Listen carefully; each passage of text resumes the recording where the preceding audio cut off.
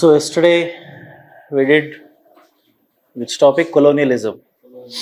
Colonialism and Sepoy revolt, tribal revolts. Then now we will do peasant revolts. Peasant revolts, a small topic, and also anti-caste revolts. Peasant revolts. Take down the topic. Peasant revolts. And where do the issue starts? What are the main issues of the peasants? The problem starts with permanent settlement. Okay, that is the first issue. 1792 Lord Cornwallis initiated permanent settlement, which is also called Zamindari settlement. It exploited the peasants in the form of taxes, in the form of revenue collection. That is the first issue. The main problem with the Zamindari system, the main problem with the Zamindar section of society is absentee landlordism. This is the system which was there in Zamindari system. Absentee landlordism means where landlord is absent in the production process. Okay, and all the rights are conceded to the Zamindar where he does not involve in the production process. Whereas the labor who involves in the production process is not having any kind of rights. He is not enjoying any rights. This is what absentee landlordism. So when you are asked to write the reasons for the causes for the peasants' issues, peasant revolts, then this is very important. Absentee landlordism. Then one more section of society is there. This section also maximum exploited the peasants. Money lenders. Money lenders exploitation. How they exploited the peasants? In the form of high interest rate. They exploited peasants in the form of high interest rates. Particularly, there is one peasant revolt. There is one peasant revolt because of this money lenders exploitation only. What was that? Deccan riots. 1875 Deccan riots were there.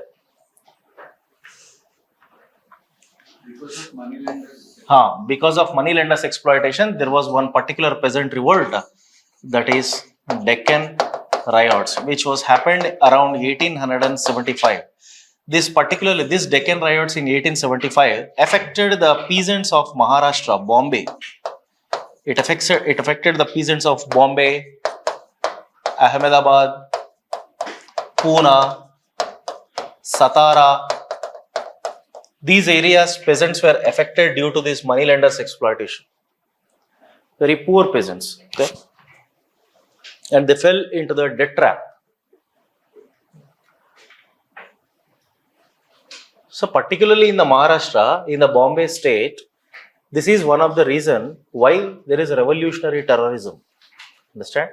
Revolutionary terrorism starts actually from Bombay state only. Okay? Who is that first revolutionary, from the Bombay state? Vasudev Balwant Phadke.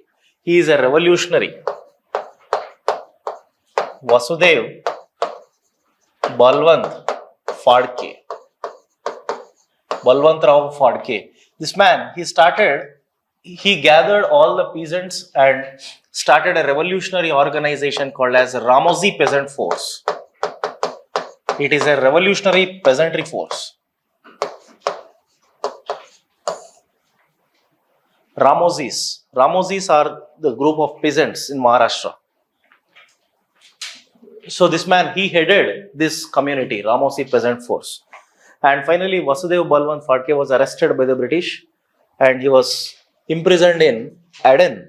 He was imprisoned in Aden. Where is this Aden? Aden jail. There is a jail for these Britishers in Aden, Yemen. There he was imprisoned.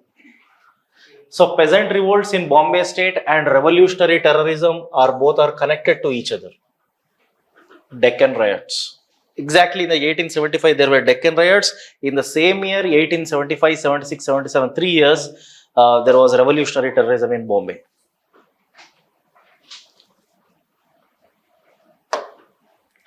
And one more cause, exploitation, peasant revolts cause, exploitation in the name of Teen Katiya.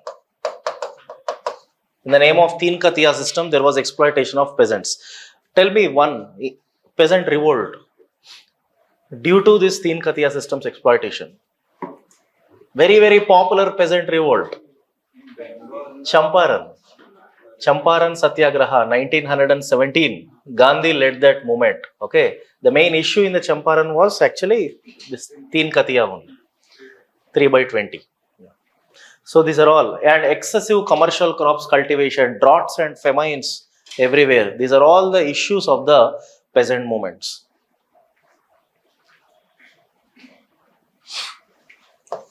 What is the nature of the peasantry movements?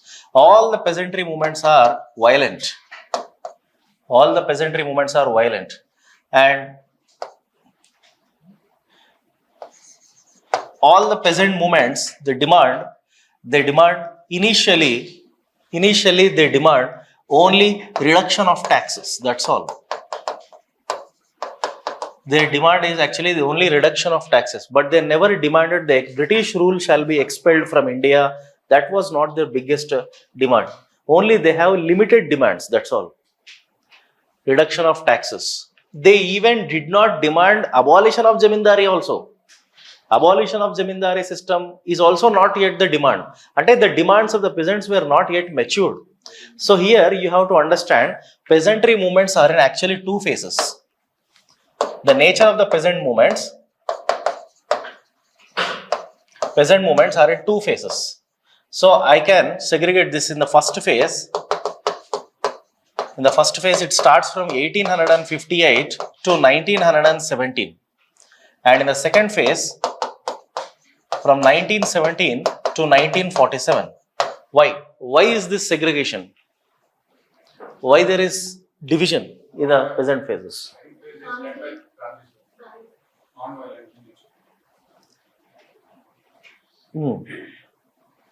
Gandhi, Second phase, they were also for the freedom. In the first phase, peasants does not have any intellectual support. No support from intellectuals. And only just one or two intellectuals supported, but that was not a big issue. But in the second phase, there was support from nationalists.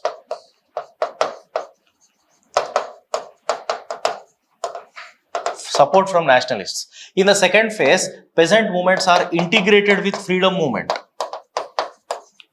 They are integrated with freedom movement.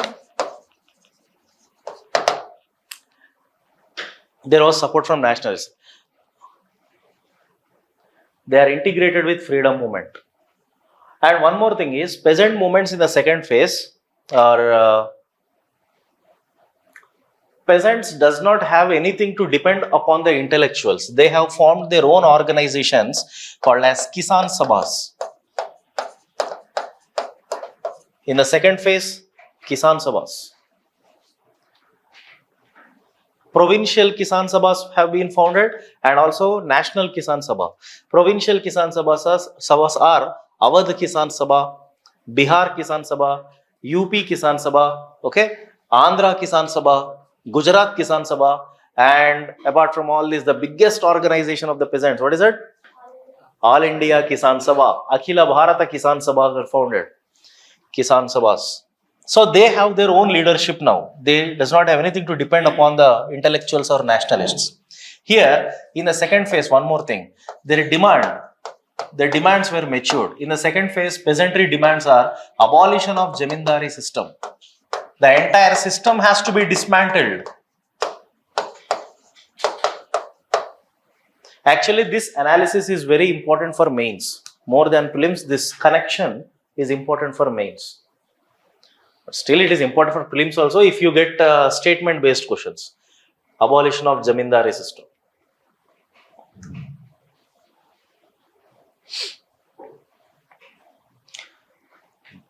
One more connection I wanted to give you here. Why I have taken 1917 as a base for the shift in the nature of the peasant movements. So somebody told in the class because of Gandhi, but I does not see Gandhi as a reason. In 1917, there is something big happened in the world. 1917, Russian Revolution. Russian Revolution, that's what October Revolution. So what is something, Russia has something to do with the peasantry movements in India. Tell me, huh? Socialism and communism. Particularly, this is a very, very important principle. With the beginning of Russian Revolution, there was socialism across the world. Understand? Socialism. And you know that Russia is the first socialist nation in this whole world. Who is the first president of Russia? Lenin. Lenin is the first president of Russia. And it is because of the Lenin, there was an organization formed called Communist International. With the support of Communist International, our Indian nationalist, one of the Indian nationalists, M.N. Roy, he started Communist Party of India. So Communist Party of India, CPI's mother country is Russia. Understand? So now in the second phase, all the peasantry movements have received the support of the socialists. One of the biggest demand of the socialists is the peasantry championship. Peasantry, they led the leadership for the peasantry movements. So this is one more connection I wanted to give you. Socialist. Can anybody tell me one of the greatest socialists in India? Few, if not one. Very good. Nehru. Very good. Nehru is a great socialist. Bose. Very good. Subhash Chandra Bose is a socialist. Inka. But sir, Nehru's socialism is a different kind of socialism. He believed in Fabian socialism. He believed in? Fabian socialism. Actually, Russia. He derived all its socialist principles from Russia only. Actually, Nehru and Subhash Chandra Bose were very good friends. Okay, even after the downfall of the non-cooperation movement, they have diverted from these Gandhian principles and they have been to Russia and they have learned all the socialist principles and came to India. The same Nehru now became the peasantry leader in India. Nehru is one of the important leaders in the Kisan Sabhas also. UP Kisan Sabha, Awadh Kisan Sabha. Nehru is one of the important person. And there is one guru for Jawaharlal Nehru. Guru for Nehru is Baba Ramchandar. That Baba Ramchandar was only is the founder of Awadh Kisan Sabha. Understand? Baba Ramchandar, a great socialist, is a guru of Nehru.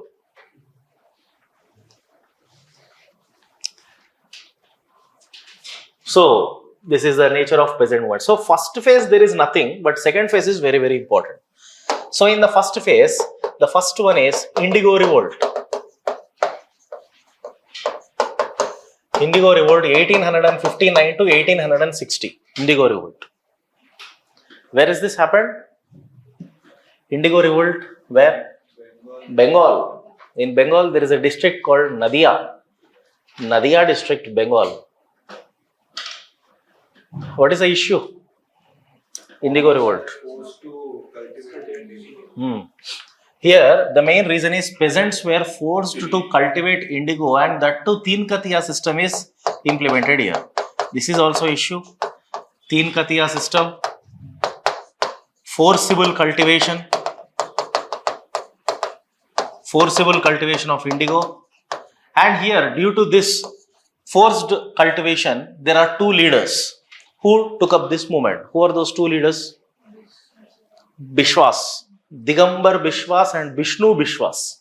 These are the two brothers who led this movement. Digambar Bishwas and Vishnu Bishwas. These are the two brothers who took oath to not to cultivate indigo. They have gathered all the peasants and made them to take oath not to cultivate indigo.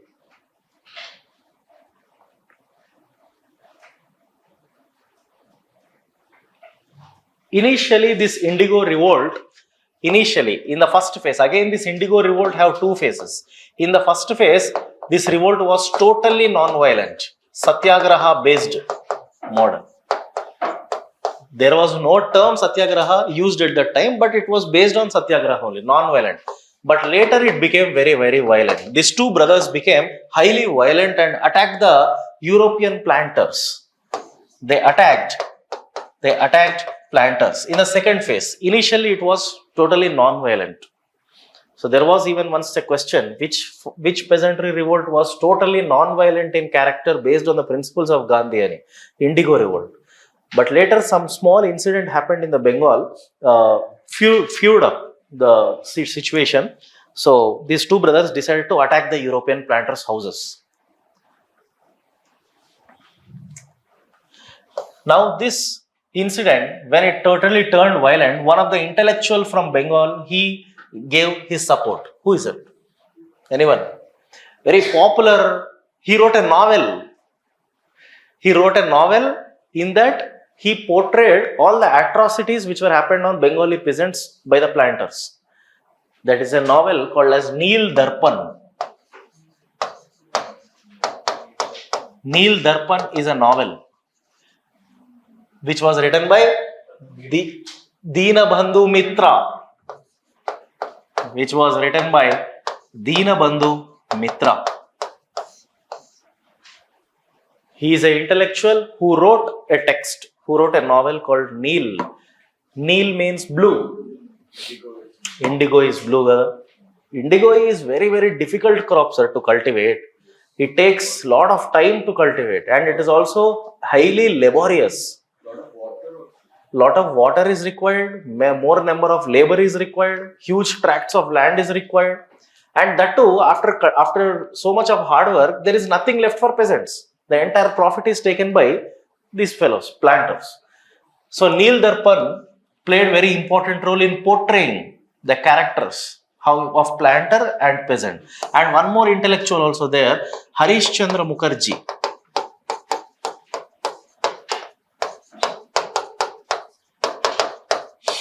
Harish Chandra Mukherjee wrote a book called Hindu Patriots.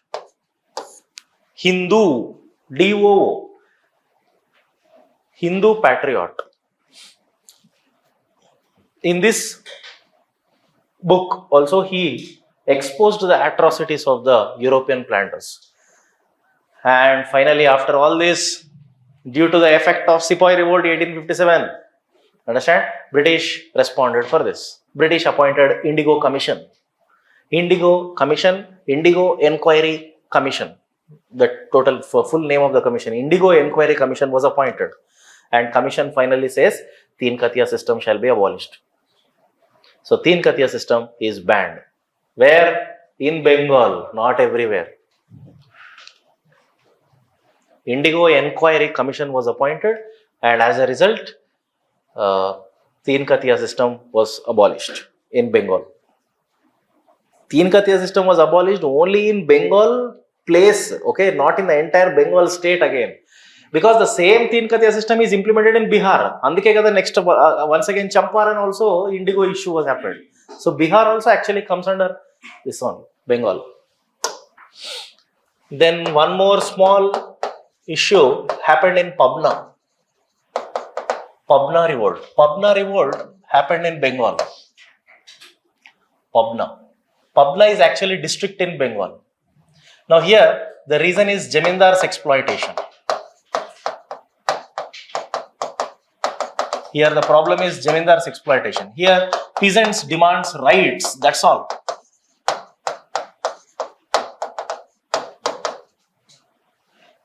What is the main demand of the peasants? Peasants are just demanding rights, that's all. Rights on land. Very strict conditions were imposed on the peasants by the Jamindars. This is what I told you, absentee landlordism. Peasants demands rights. Here peasants were beaten with hunters. Jamindars were tying the peasants to the pillars and they were hit with hunters. So in this way peasants are punished just because they are demanding rights on the land, rights on their occupation, that's all. And now because of this, one more intellectual gave support for this actually, R.C. Dutt. But it was not a direct intellectual support, indirect ante. R.C. Dutt is one of the, somewhere I discussed about R.C. Dutt. He's an ICS ranker. He's one of the ICS ranker. He wrote Economic History of India. Yeah, he gave the support. In the same way, next Deccan riots. This happened in Maharashtra, 1875. This is due to moneylenders' exploitation. Here also one of the intellectual gave support. M.G. Ranade, Bombay. He is from Bombay. Deccan riots.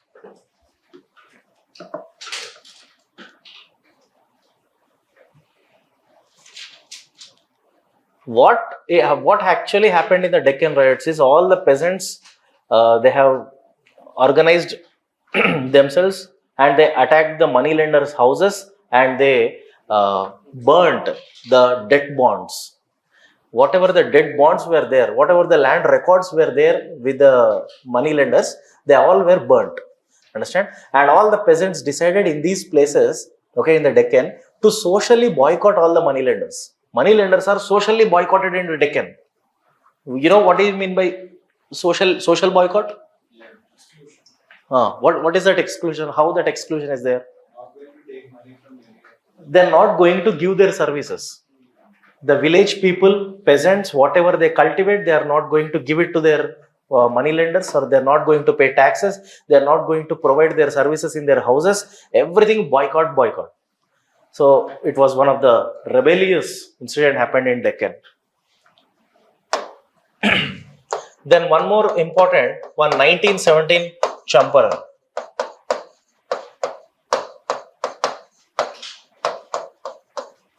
Champaran Satyagraha. Where is Champaran? Bihar. And it is the first movement of Gandhi. It is the first movement of Gandhi. And it is the first Satyagraha of Gandhi.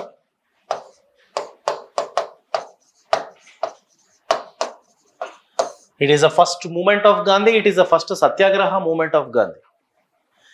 In India, actually first Satyagraha of Gandhi is in South Africa in 1906. In 1906 in South Africa. 1907 second Satyagraha. 1911 third Satyagraha. First Satyagraha in India, Champaran. And what exactly you mean by Satyagraha? Anyone in the class? Tell me. Satyagraha means non-violence and not speaking truth. It does not limit itself to. Satyagraha is a very, very broader concept. I think next week I will take the classes on the freedom struggle. So there I will go very deep into the Satyagraha. Satyagraha is an umbrella model. Under the Satyagraha, there are a number of principles are there. Truth is just one of the principles. Truth, non-violence, even poverty, absolute poverty. A Satyagrahi shall lead a simple life. A Satyagrahi shall lead non-violent life. Satyagrahi shall have patience. Satyagrahi shall not fear for anything. Understand? Generally, everyone thinks that Satyagrahi is a coward. No, Satyagrahi is only a fearless man. Understand? Gandhi only. The source for Satyagraha is Gandhi's autobiography, My Experiments with Truth. Sir, I'll take 2 hours class. Generally in my PCM batch, I will take only 2 hours class only on Gandhi's personality. If you understand this personality, you can write even essay. Understand? The philosophical man. Gandhi's views on education, Gandhi's views on religion, Gandhi's views on society, Gandhi's views on women, Gandhi's views on democracy. Understand? Only exam purpose ke sir. Exam purpose ke. Essay ki kuda history lo raadu a personality anta depth ga essay lo vastadi. And Champaran issue, tell me now, who invited Gandhi to Champaran? Rajkumar Shukla, a rich peasant. When did he invite? Congress. In 1916 Lucknow session of INC. Understand? In 1916 Lucknow session of INC, where A.C. Majumdar, Ambika Charan Majumdar is the president for that session, there Gandhi also attended that. Okay, the Rajkumar Shukla, a very rich peasant, he invited Gandhi to Champaran to take up the issue of Teen Kathiya. So there the problem. And the moment when Gandhi visited Champaran district, there was serious opposition to the Gandhi from the police. But still, Gandhi led this movement. Gandhi started signature campaign. Gandhi started signature campaign in the Satyagraha. Gandhi went from door to door. He went with a document. He came to know the people's problems. He wrote the people's problems and he took the signature of the people. Understand? If they don't know how to signature, don't ask me this question. Okay? Maybe fingerprint. Understand? 8,000 signatures have been collected from the Champaran. 8,000 signatures. And 8,000 problems have been there in Champaran. And he submitted that paper to the police. Understand? And here Gandhi have some supporters. Babu Rajendra Prasad is a supporter of Gandhi. He is the one who supported Gandhi in this movement. There are some people in the freedom struggle who came to limelight because of Gandhi, who came to limelight under the shadow of Gandhi. In that, first one is Babu Rajendra Prasad, and next one Anugraha Narayana. Anugraha Narayana. Another one Mahadev Desai. Mahadev Desai. And another one J.B. Krupalani. All these people were actually assistants of Gandhi in Champaran Satyagraha. One more peasantry class leader. All these are peasant leaders only. Another one Indulal Yagnik. Indulal Yagnik. Local small peasantry leaders. No, they all came into limelight because of the big leader, Gandhi.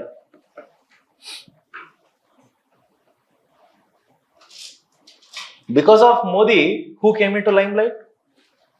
Always Modi's assistant, Amit Shah. Who is Amit Shah? Why nobody knows Amit Shah? Understand? If they come out of Gujarat, understand? Once upon a time, he is very younger to Modi. You know, Amit Shah's age, I think, not more than 55. This man is 74.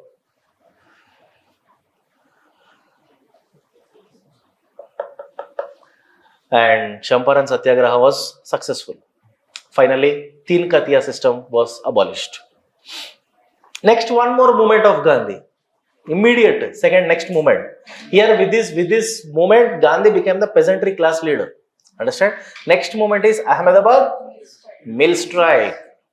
Ahmedabad Mill Strike, same year 1917. What is the issue in Ahmedabad Mill Strike?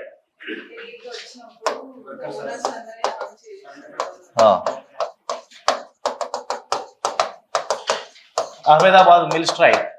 Here, issue. You know what is the issue? World War I. Listen, this is the time of World War I.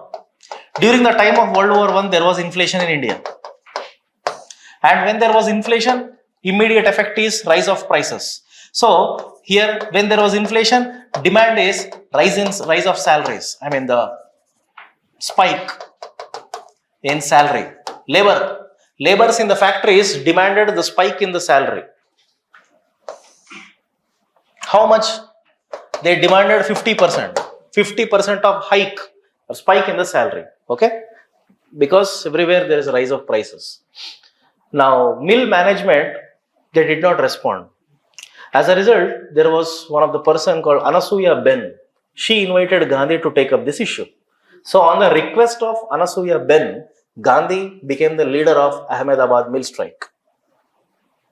You know, Anasuya Ben, B-E-N, Ben. She is one of the richest industrialists. She is very close to Gandhi, Anasuya Ben. Okay, Anasuya Ben actually have invested in Sabarmati Ashram also. Gandhi is very close associate. Now Gandhi demands rise in the salary, hike in the salary for the labor. Now Gandhi have taken up this issue. Now Gandhi started fast unto death. This is the first fast unto death of Gandhi in India. So remember guys, first fast unto death is not in Champaran. It is in Ahmedabad Mill Strike. First Satyagraha, Champaran. First fast in Ahmedabad Mill Strike. Gandhi sat for fast unto death with all the labor in this mill in the morning 11, I think so, 10:30, 11. They sat up to 1:30, 2:30, it's been 3:30, 4 with all the labor. Gandhi is still continuing his fast. And rest of all the labor slowly getting up and going away. What did you understand? What did Gandhi understand here? By Gandhi is sitting here for fast unto death, he is ready to die for your cause, and you are getting up and going away because you are hungry. Understand? Gandhi understood here. Acha, people's movement should not run continuously at a stretch, for a longer period of time. That's why Gandhi's principle is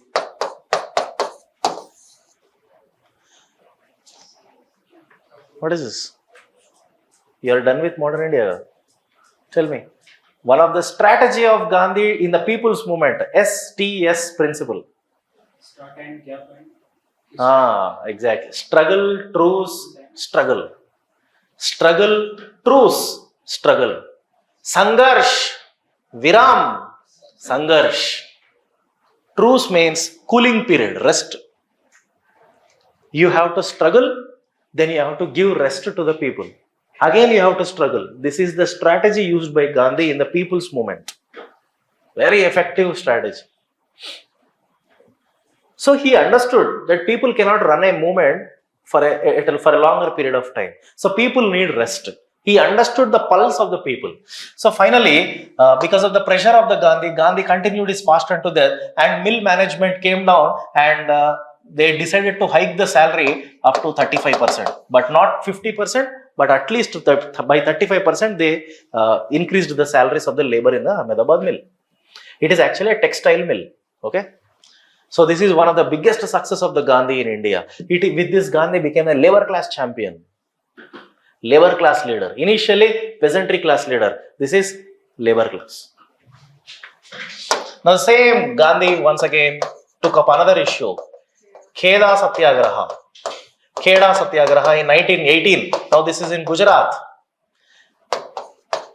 Gandhi, here what is the issue in Kheda? Revenue collection. Suddenly, British have increased the revenue to 25%. Understand? There was rise in the revenue collection to 25%, and that too during the time of drought. In 1918 in Kheda district, there was drought, and peasants are not in a position to pay tax. But still, British is collecting 25% of the revenue. And now Gandhi decided not to take up this issue. Gandhi want the people to fight themselves without his interference. That's why Gandhi started here Gujarat Kisan Sabha.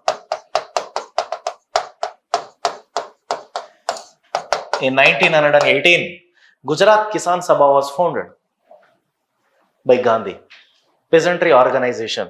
Now all the Kisan who are involved in this Kisan Sabha, they fought themselves Satyagraha without the involvement of Gandhi.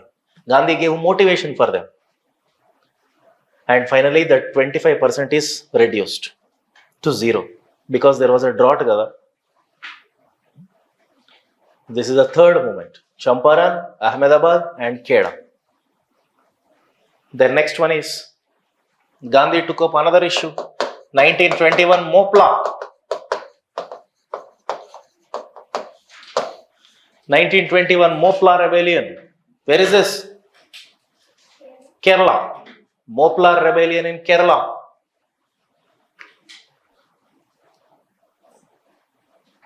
Who are Moplahs?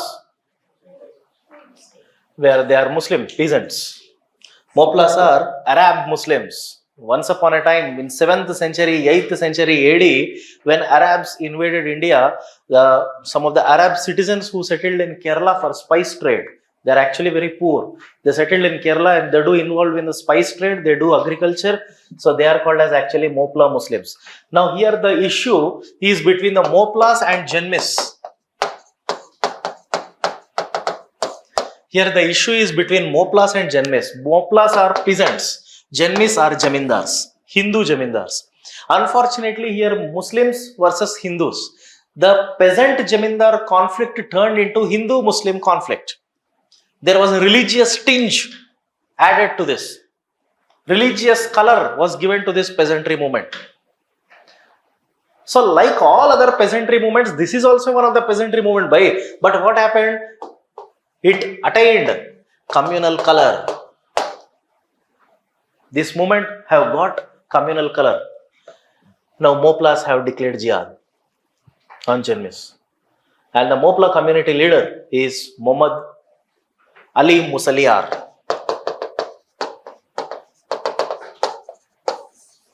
Ali Musaliar is a Moplah community leader.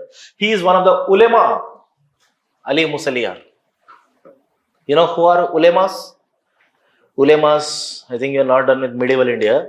Ulemas are Muslim priestly community, priestly class. Like Brahmins in the Hinduism, ulemas.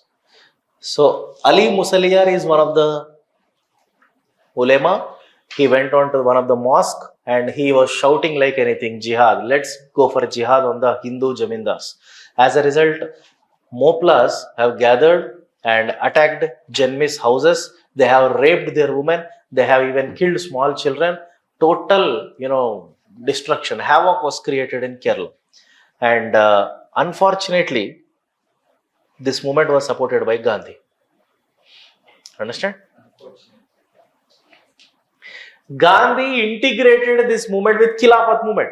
Because why do you think there was communal color added to this movement? Because at the same point of time, Khilafat movement is going on. Okay? Khilafat movement is something not related to India. Khilafat movement's purpose is to protect Caliph. Caliph in Turkey. Yeah, Ottoman Empire. So, this movement have something to integrate with national movement. Okay, na? It is because the Gandhi is giving support to this movement, all the poor Muslim peasants have motivated. They were encouraged with the slogan jihad and they attacked the Hindus. This movement actually caused huge destruction to Hindu community. So this is the peaks of communalism in the Indian politics. Understand? But Gandhi was advocating for non-violence. Gandhi was advocating for non-violence only, but Gandhi gave support to Khilafat movement. Okay, Gandhi is running Khilafat movement in non-violent way only. But as Gandhi is supporting Muslim cause, poor Muslims did not understand it. Understand? They have taken another turn.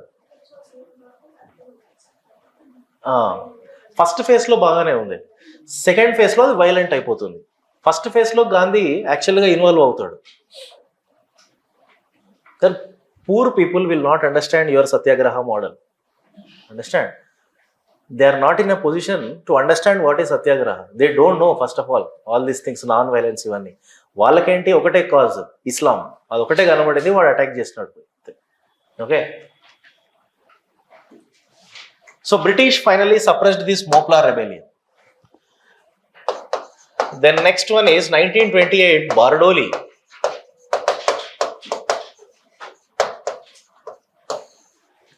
1928 Bardoli Satyagraha. Gujarat. Bardoli is a district in Gujarat.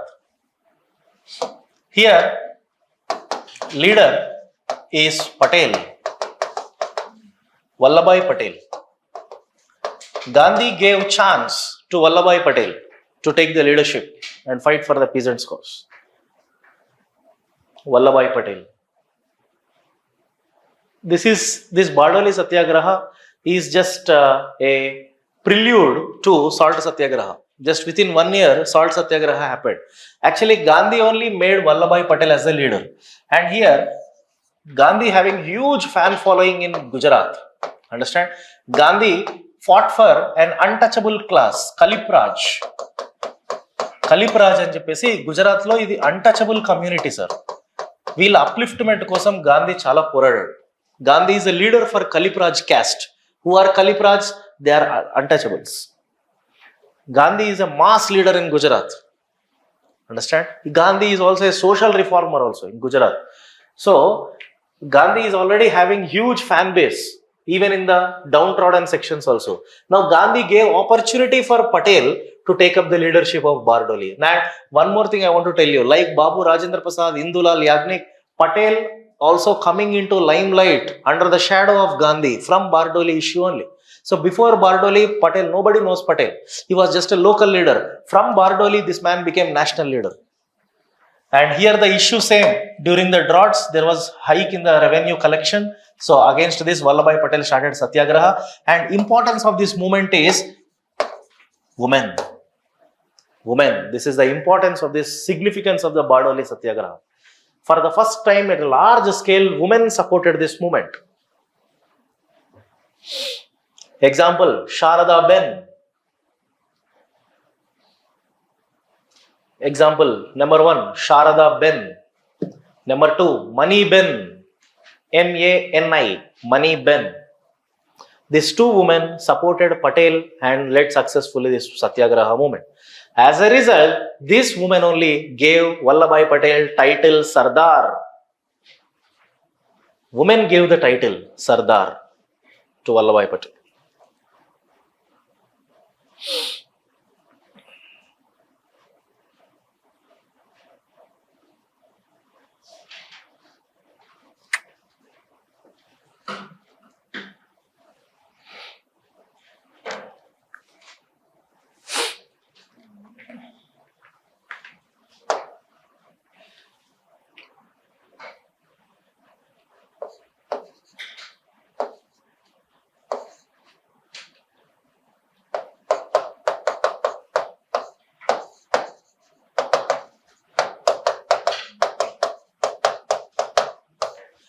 1936 INC session, which was held in Faizpur.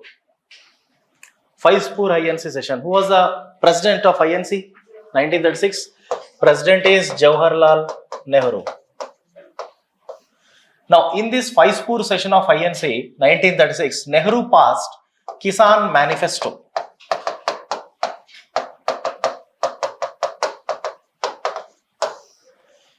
Passed Kisan Manifesto. Why?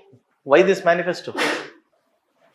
Why this Kisan Manifesto passed in this 1936 session? Because next year, what's going to happen next year, 1937? Elections. 1937, there were elections across the India, provincial elections in all the British India states. Understand? So Congress, for the first time, going to contest in the elections. అర్థమైందా sir? ఉన్నాయి elections ఉన్నాయి, Congress contest చేయలేదు. For the first time, elections were started in India from 1920. First election in 1920. Elections happens for every 3 years in those days. Understand? General elections. 3 years. And Congress never contested the elections right from 1920. The first election Congress is going to contest is 1937. So before going to elections, they are passing a manifesto. Kisan Manifesto. Now, what is the promise they are going to make to the peasants? That we are going to clear all your problems. 1936 only, in the same year 1936, Akhila Bharata Kisan Sabha was founded. All India Kisan Sabha. In the same year. Founder of All India Kisan Sabha is Swami Sahajananda. Swami Sahajananda is the founder, and the general secretary is Acharya N.G. Ranga. Gogineni Ranganayaka, his full name, but he is called as N.G. Ranga, the great socialist N.G. Ranga. He is a general secretary for this organization. Swami Sahajananda and N.G. Ranga. They are the two co-founders of All India Kisan Sabha. Okay.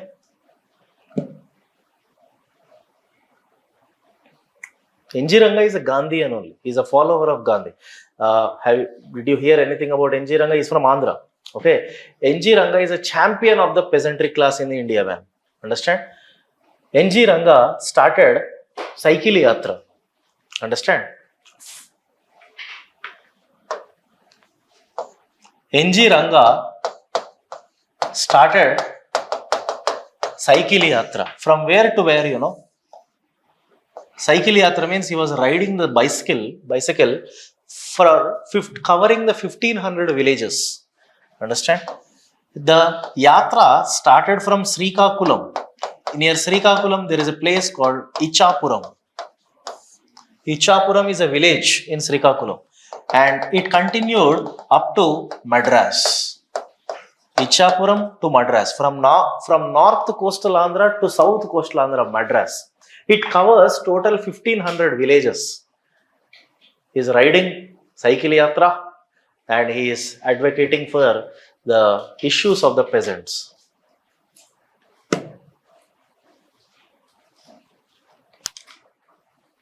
With this, he became one of the mass leader for peasants.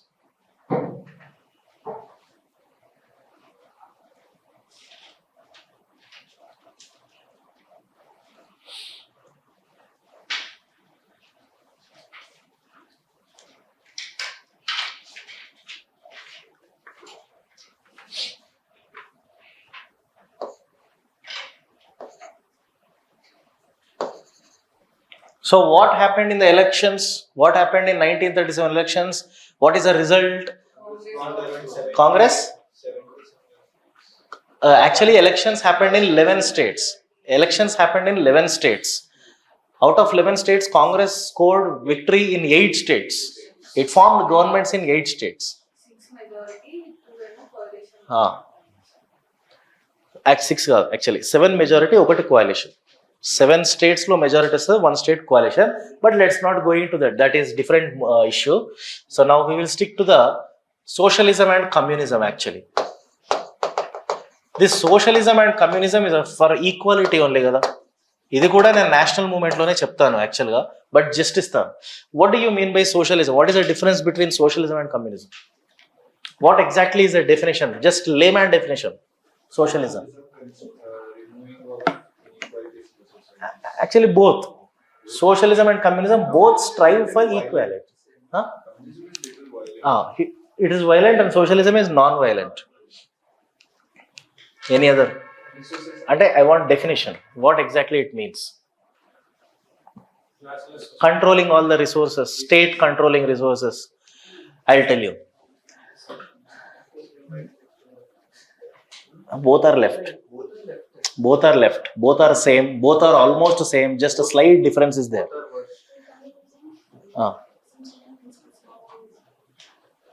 No. Actually, these principles actually initially derived from Russia. Both socialism and communism is derived from Russia. So first you have to understand Marx. These two are actually the ideas of Karl Marx. Karl Marx. According to the Karl Marx, there are two sections of society. Exactly.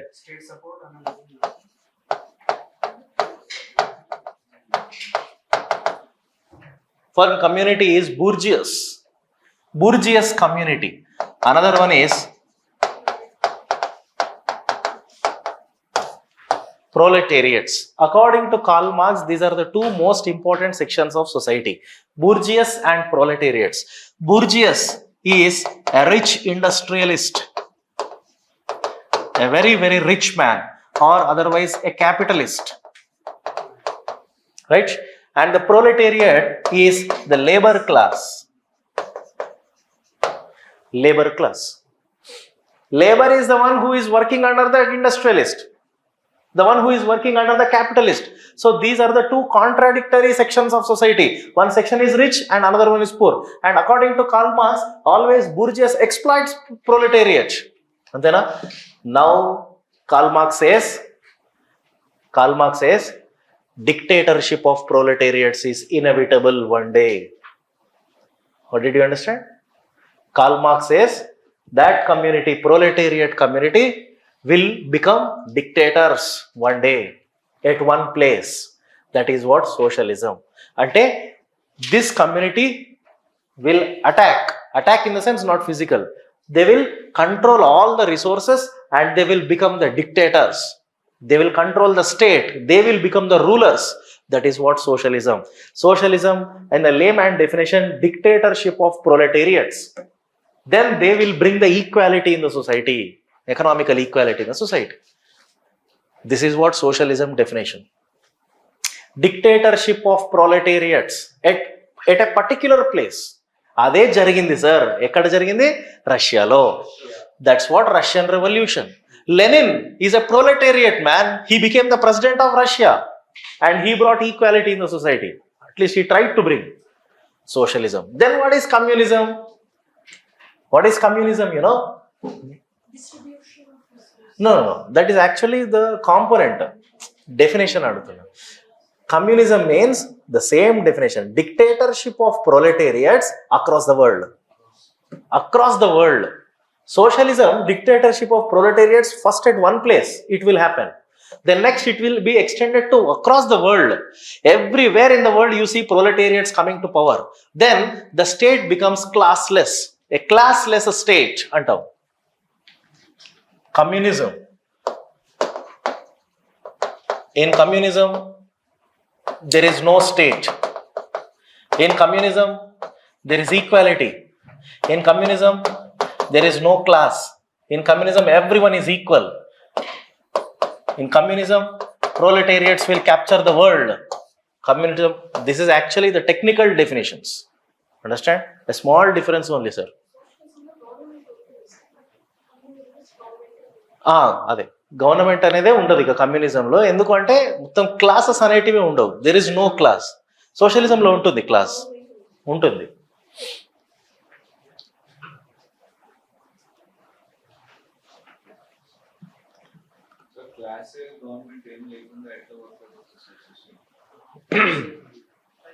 Communism వల్ల అంటే classless society అంటే discrimination ఉండదు. ప్రొలెటేరియట్స్ మొత్తం పవర్ని capture చేసుకుంటారు. Capture చేసుకున్నప్పుడు కూడా ఆ ప్రొలెటేరియట్స్కి అంటే రూలింగ్కి ద వన్ హూ వాజ్ రూల్డ్కి డిఫరెన్స్ అనేది ఉండదు. Economically every one will be equal. అంటే for example let's say I'm a faculty, let's say I will earn 1.5 to 2 lakhs per month. The boy attender who is sitting outside, let's say he will earn only 5,000 rupees.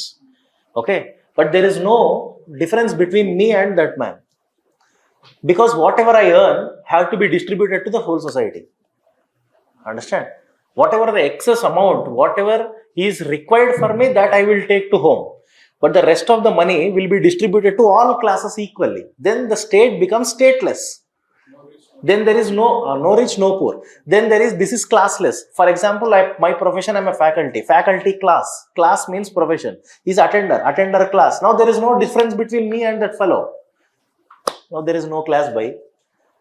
It is totally, no, this concept is totally, what we say that, the expression we use? Senseless.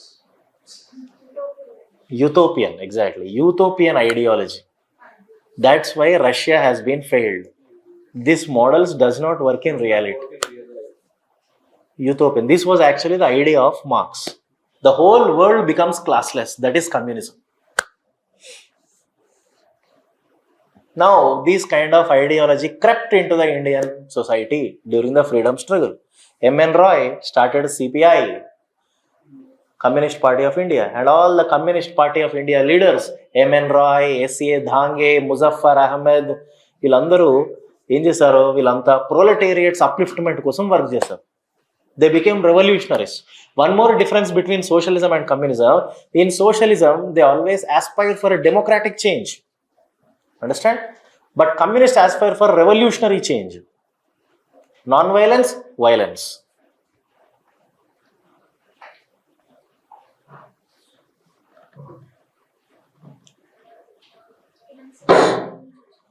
Naxalism is coming from communism. Every violent communism. So socialists always aspire for a democratic change or legislative change.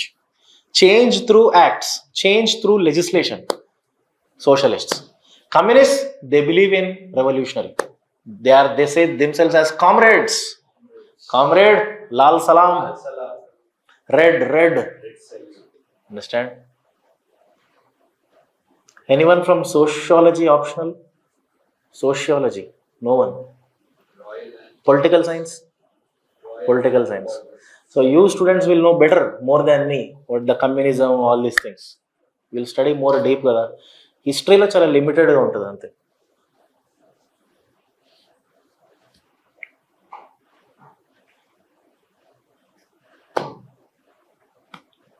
So Nehru, Subhash Chandra Bose, N.G. Ranga, all these are socialists. They are all socialists. They are not communists. There is no place for communists in the Congress party. But there are socialists in the Congress party. Okay? That's why from Congress party there was a wing which came out, CSP, Congress Socialist Party. And the founder of the Congress Socialist Party is Jayaprakash Narayana, one of the greatest socialists. Right on. 1934, Congress Socialist Party was founded. 1934, Congress Socialist Party.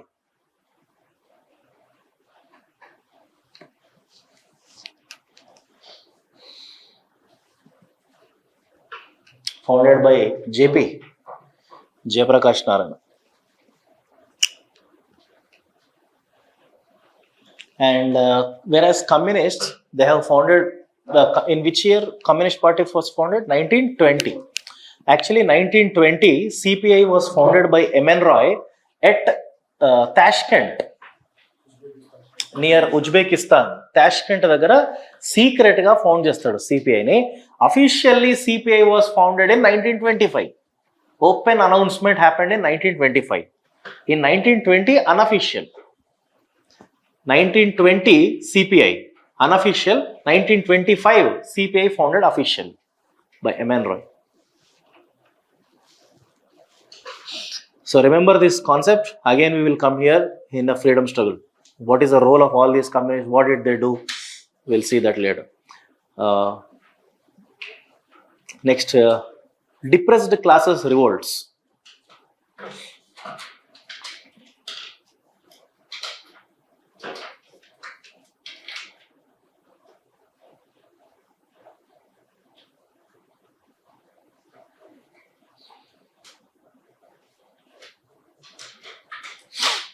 Depressed classes revolts. So basically, depressed classes revolts are happened because of caste discrimination. One of the important issues is caste discrimination is not something new in India. It was indispensable in India right from the ancient times.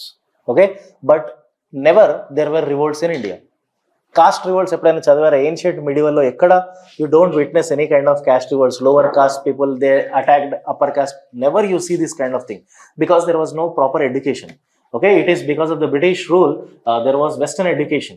Because of the Western education, there was a birth of new section of society called middle class. Other intellectuals, middle class. It is because of this middle class you see the rise of the depressed classes revolts. Okay, and never think that these depressed classes are actually educated. Depressed classes are not educated. Intermediary caste ఉంటాయి కొన్ని, అర్థమైందా? Intermediary caste అంటే middle level క్యాస్ట్లు ఉంటాయి. They got education and they fought for upliftment of depressed class. ఒక్క అంబేద్కర్ ఒక్కతనే exception, అంతే చదువుకున్నాడు. Otherwise nobody was educated from depressed class. Understand అది. So one more reason for this anti-caste depressed classes revolt is Sanskritization of Indian society. Indian society has rapidly Sanskritized from ancient times. Sanskritization antam. Ante depressed classes were totally, they were imposed upon the Vedas, all this kind of Brahminical practices, and they were kept aloof from the Indian society. And one more thing I want to tell you, depressed classes revolts were mostly found in South India, not in North India. Okay, because caste solidarity happened more and more in South than North. Why not in North? Why there is caste solidarity only in South? Why not in North? Because in North there were already communal politics started.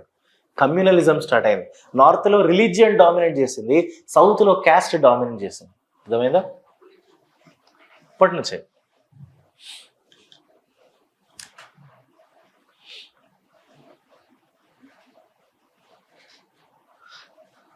And caste revolts, depressed class revolts are also two types. Will be segregated into two phases. One is before 20th century, one is after 20th century. Before 20th century, only independent caste revolts. Again in the 20th century, it is integrated with nationalism. Integrated with nationalism means Gandhi, Ambedkar, they all brought these issues and projected at national level. Clear? Tell me one of the depressed class revolt. One of the most important depressed class revolt. It all starts again in Bombay. Even before Mahar, there is one movement. Socialistic Samaj movement, which was started by Jyotiba Phule. First one, Socialistic Samaj.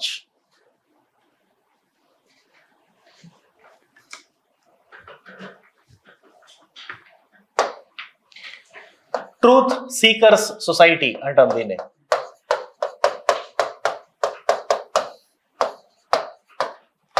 He wrote a book called Ghulamgiri in 1872. With this, he became very popular.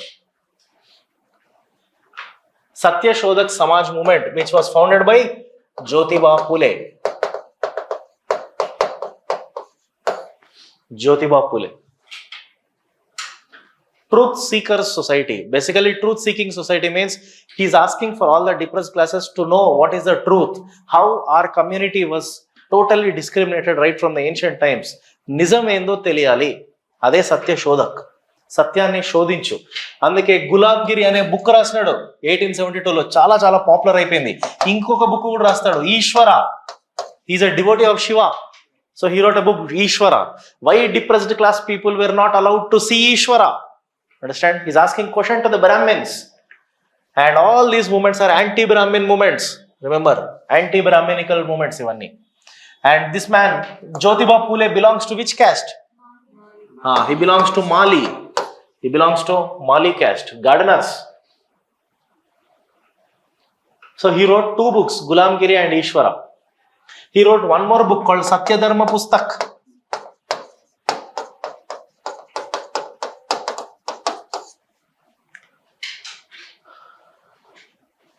And he received Western education, Jyotiba Phule.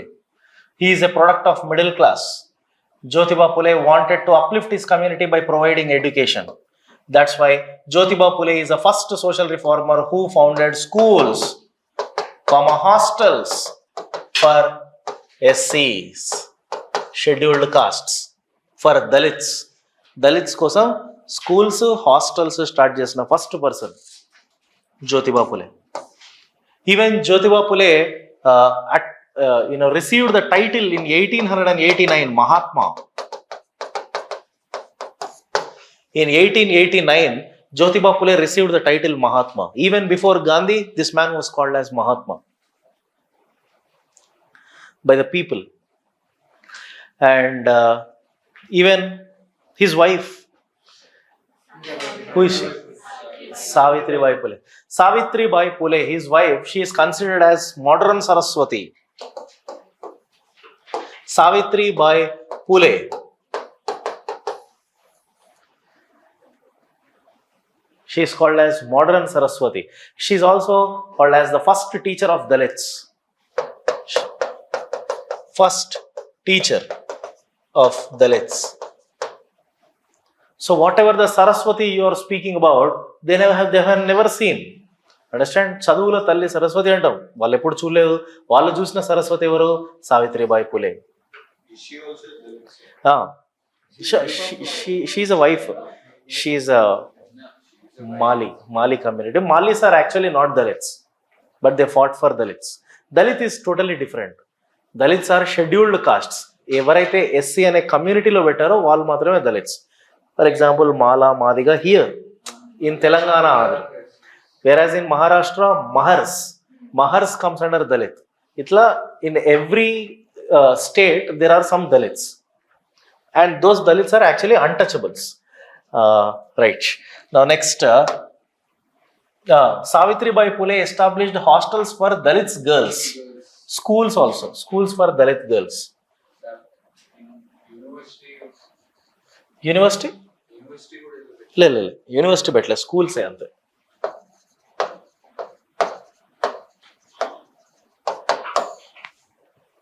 One more thing I want to tell you, Jyotiba Phule's social reformism inspired one of the princely state Maharaja. Jyotiba Phule's social reformism influenced princely state Maharaja. His name is Sahu. He is the Raja of Kolhapur.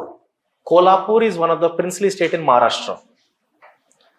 So Kolhapur princely state Maharaja Sahu is influenced by Jyotiba Phule. And he also gave reservations, schools, hostels for the lower classes. ఆయన తన princely స్టేట్లో social రిఫార్మిజం చేసుకున్నాడు జ్యోతిబా ఫులేని చూసి. Next, Mahars movement. Who started this Mahars movement? Mahars movement is also called Mahar Satyagraha. Who is the founder? UPSC Prelims question, sir. The founder of the Mahars movement. Mahar movement was actually founded around 1892, Bombay. It was started from Bombay, and the founder is Gopal Baba Walangakar. Gopal Baba Walangakar. He is the founder of the Mahars movement.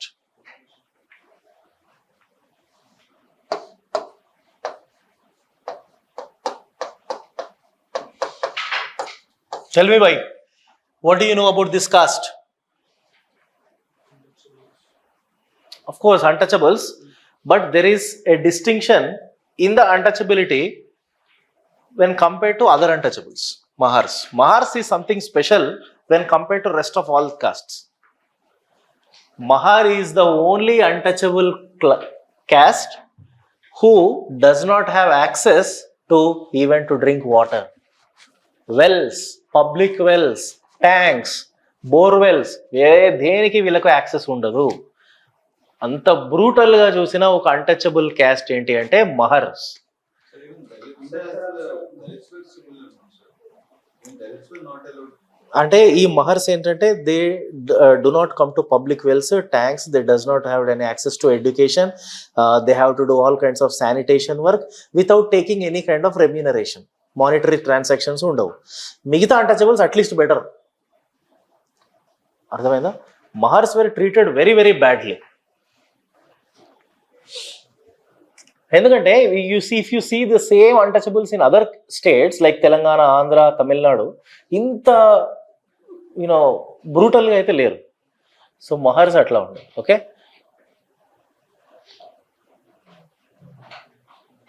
Ambedkar belongs to this caste. Ambedkar have taken up this movement later on. In 1920, he took up this movement. And Ambedkar have turned this Mahar movement into a national movement. That is Ambedkar's specialty. Ambedkar have turned this Mahar movement into national movement. Satyagraha chesisnadu.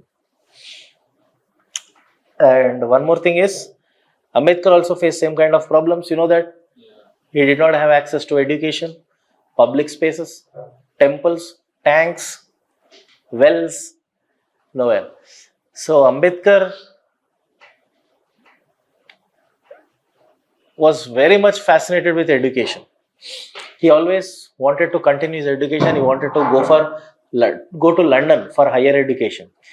Who gave financial support to Ambedkar to go for higher education? No, not Sahu. Baroda. Baroda princely state Maharaja Sayaji Rao Gaikwad. He gave 20,000 rupees to Ambedkar for higher education. Baroda princely state Maharaja Sayaji, Sayaji, Sayaji Rao Gaikwad. He gave financial support to Ambedkar.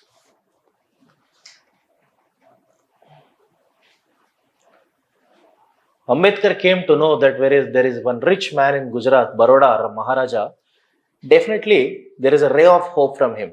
He will give support. Sayaji Rao Gaikwad is a very good person. He did not give support only to Ambedkar. He always sent intellectuals from his princely state. He went to London by giving scholarships. Atla. So Ambedkar, by coming to know this, he went to Sayaji Rao Gaikwad and he was folding hands. Maharaja, paisa. Understand? Sayaji Rao Gaikwad asked Ambedkar, "Bhai, what you will do after education, bhai?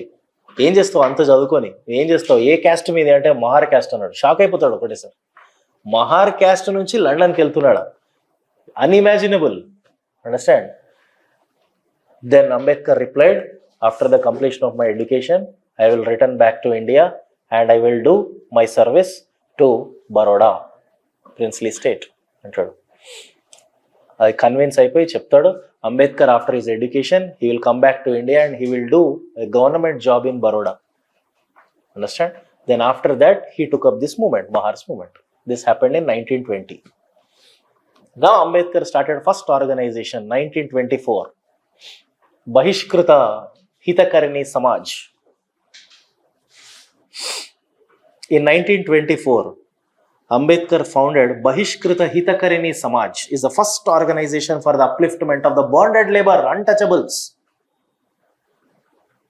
1924 Bahishkrita Hitakarini Samaj. This is actually the first organization founded for welfare of outcasted people antam villane. Untouchables are called as outcasted.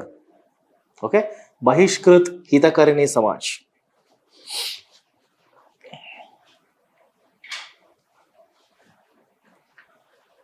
Ambedkar wrote a journal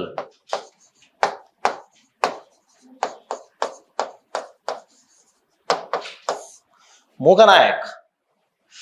Ambedkar wrote a journal called Muganayak. Actually, for this, he received 2,500 rupees as donation from Kolhapur State Maharaja Sahu. అది అవసరం లేదు, just చెప్తున్నాను. No right to write all those. He wrote a journal Muganayak. Very important. Ambedkar's most popular text, Annihilation. Annihilation of Castes. It was written in 1936 లో essays అన్నట్టు ఇవన్నీ essays.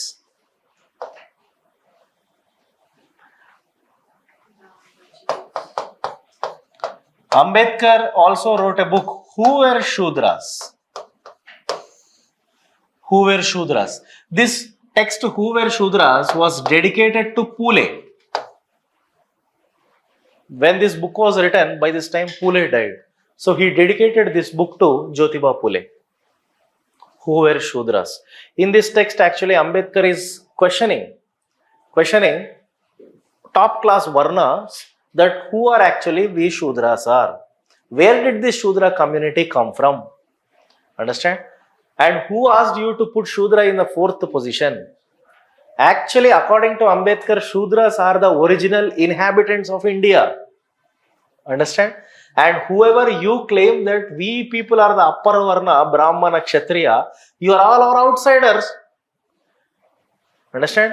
Whoever they claim about themselves that we are great, superior Varna, Aryans are the outsiders. And the Shudras are the original inhabitants. He is asking the question and he is giving the answer. Who are the Shudras? Ardhamainda? So he supports Aryan invasion theory. He supports Aryan invasion theory. Aryans are the outsiders who came and attacked this country, the locals, and the locals are actually Shudras. So it is altogether a different ideology of Ambedkar.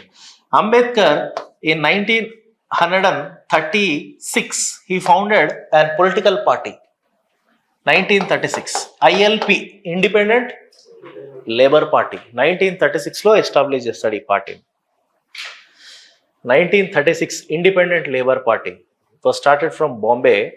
Why he started this party in 1936? Because he wanted to contest in 1937 elections.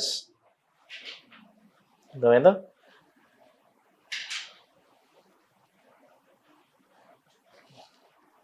Ambedkar just established one more party just a few days before his death. 1956 లో Republican Party of India, RPI. 1955 I think. RPI, Republican Party of India. This is one more political party of Ambedkar. Ambedkar in 1955 adopted Neo-Buddhism.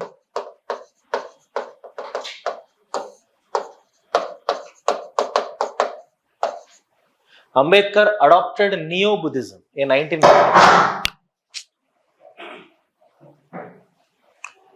He adopted Buddhism.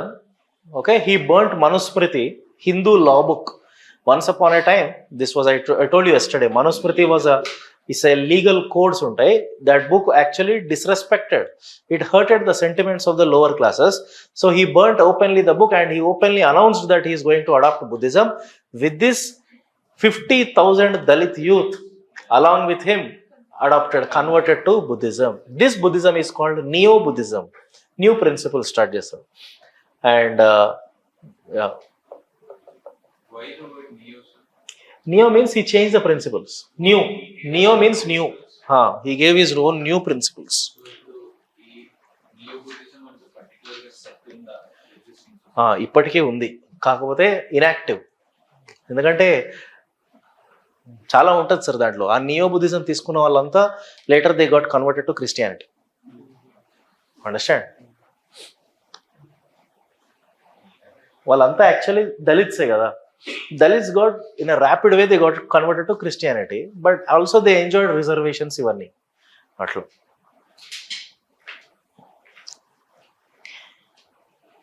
Ambedkar's sole objective is to attain separate communal electorates for Dalits.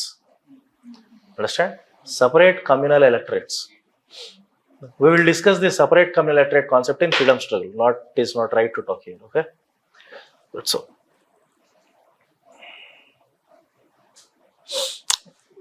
Ambedkar wrote even a book on Buddha and his Dhamma. అని కూడా ఒక book రాస్తాడు. అంబేద్కర్ ఇంకో book కూడా రాస్తాడు, Pakistan. Ambedkar had his own views on partition of India. Understand? You know what is the solution given to the partition by Ambedkar? What is the solution given by Ambedkar on partition of India? You know, everyone knows that some communal tensions are going on from 1940s. 40 to 1947 వరకు communal tensions ఉన్నాయి కదా. Hindu-Muslim communal riots are happening. Ambedkar gave a solution that all the Muslims of India have to go to Pakistan. Ambedkar says all the Hindus of Pakistan shall come to India, so that this communalism problem will be solved. అర్థమైందా point? ఇది ఎందుకు చెప్పాడు అంటే యూరోప్లో కూడా same problem వచ్చింది. యూరోప్లో ethnicity problems ఉంటాయి, and those ethnicity problems were solved when same community people lived in the same own country. అట్లా పాపులేషన్ ఎక్స్చేంజ్ థియరీ అంటారు దీన్ని, population exchange. This is a solution given by Ambedkar, but it is not practical. Gandhi ఇట్లాంటి వాటికి ఒప్పుకోడు. Okay, అది అంతే కదా. ఎవరు పోతాడు సార్? ఇప్పుడు ముస్లిమ్స్లో ఉన్న, హైదరాబాద్లో ఉన్న ముస్లిమ్స్ని మీరు పాకిస్తాన్కి వెళ్ళిపోయినట్టు వెళ్ళిపోతారా? వెళ్ళరు కదా. అది another depressed classes movement, Justice Party. It was founded in 1917. JP, Justice Party.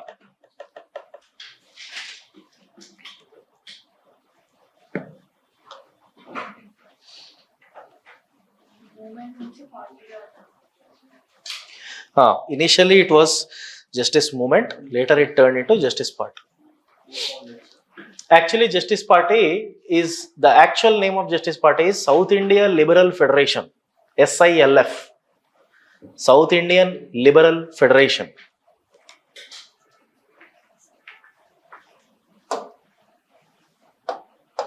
South Indian Liberal Federation. It was founded by C.N. Mudaliar. It was founded by T.M. Nair. And it was founded by Tyagaraju Shetty. Three founders of Justice Party. And their slogan is, "We want justice."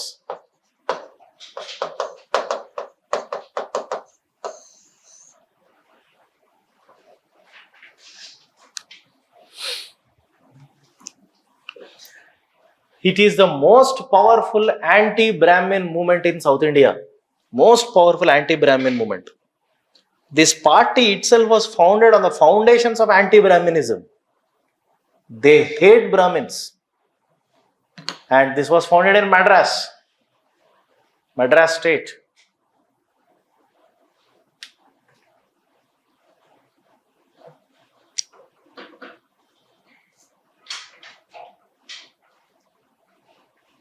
So these three people, one person belongs to Mudaliar community, another person Nair and Shetty.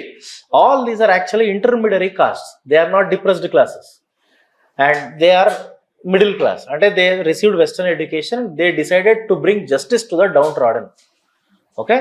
Anduku we want justice antunaru. Enduku justice? Ekkadi nunchi justice, sir? Because the problem of the Madras state is just 3% of the Brahmin population.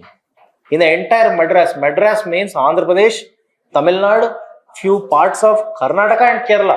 Such a biggest state, just 3% of Brahmin population enjoyed 97% of jobs, reservations.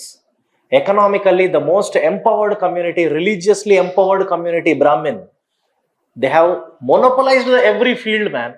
That's why these three are demanding reservations for the lower classes. అది వాళ్ళ problem. ఈ gap ఏదైతే ఉందో అది fill చేయాలి.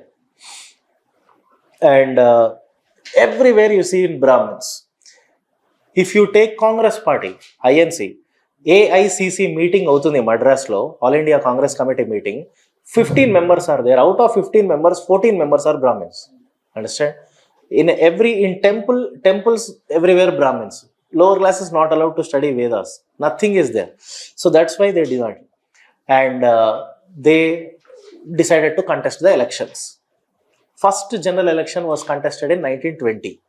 In 1920, in Madras provincial election, Justice Party got bumper majority, huge majority. Understand? And the chief minister of Madras is Subbarayulu Reddy, the first chief minister in Madras, Justice Party. And for every 3 years, there are elections. 1923 election, again Justice Party. 1926, again Justice Party. Understand? Now, something revolutionary things happened in the Justice Party. One person came and joined in 1925. His name is Periyar. Periyar's actual name is Ramaswamy Nayakar. Very, very important. E.V.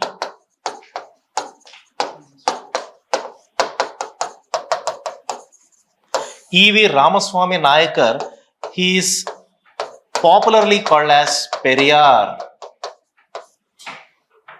He is actually the member of Congress Party, but later he joined in Justice Party.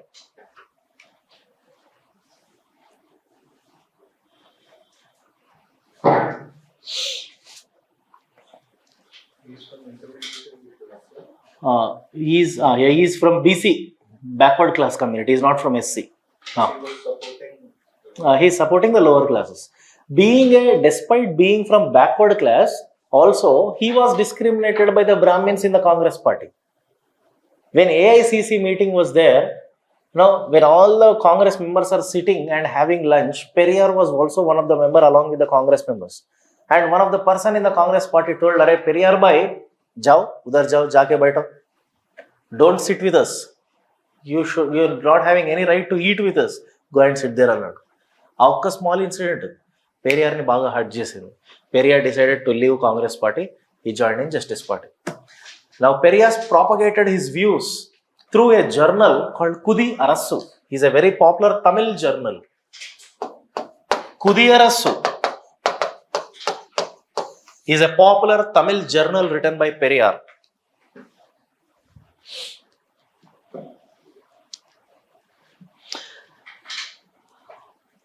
He is very, very radical, Periyar.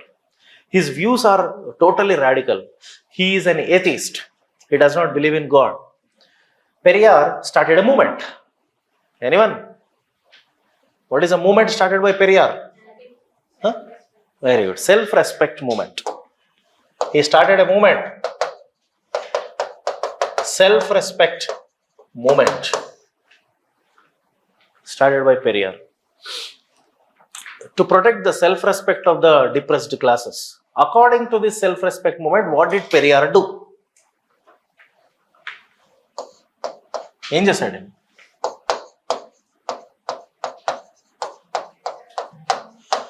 First point, he burned Manusmriti.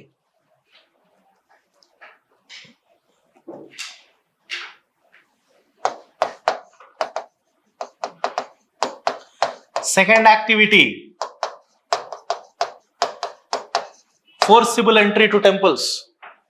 He took all the downtrodden sections and he forcibly took them to the temple. Are kuchora bhai, kucho దేవుడికి మొక్కు, వేదం చదువు, గుడిలో కూర్చోబెట్టి వేదం చదివిపించాడు. Understand? He made the depressed classes to study Vedas. Why only Brahmin have the right to study Veda? He challenged and forcible entry to temples. Grover and Mehta bhai, a wonderful modern Indian history textbook. మీకు time ఉంటే చదవండి. ఆ ఒక్క book చదివితే చాలు. Modern ఇండియాకి ఏది అవసరం లేదు. That book actually starts from 1707, death of Aurangzeb, to 1947. Grover and Mehta. Understand? Very very very good text book. ఆ బుక్ లో చెప్తాడు పెరియార్ ఏం చేశాడు సెల్ఫ్ రెస్పెక్ట్ మూమెంట్ లో అంటే, he provoked all the depressed classes to go to the Ram temple and hit Ram Idol with chappal.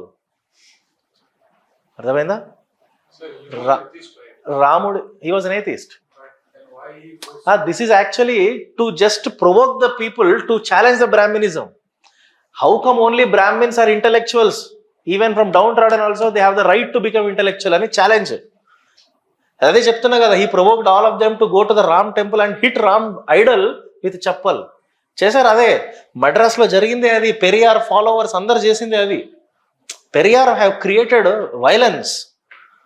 అర్థమైందా? Grover and Mehta చెప్తాడు, ఇది స్పెక్ట్రంలో ఉండవు points. As part of the self respect movement, you see this point. Arranging marriages, Periyar arranged marriages without the presence of priest.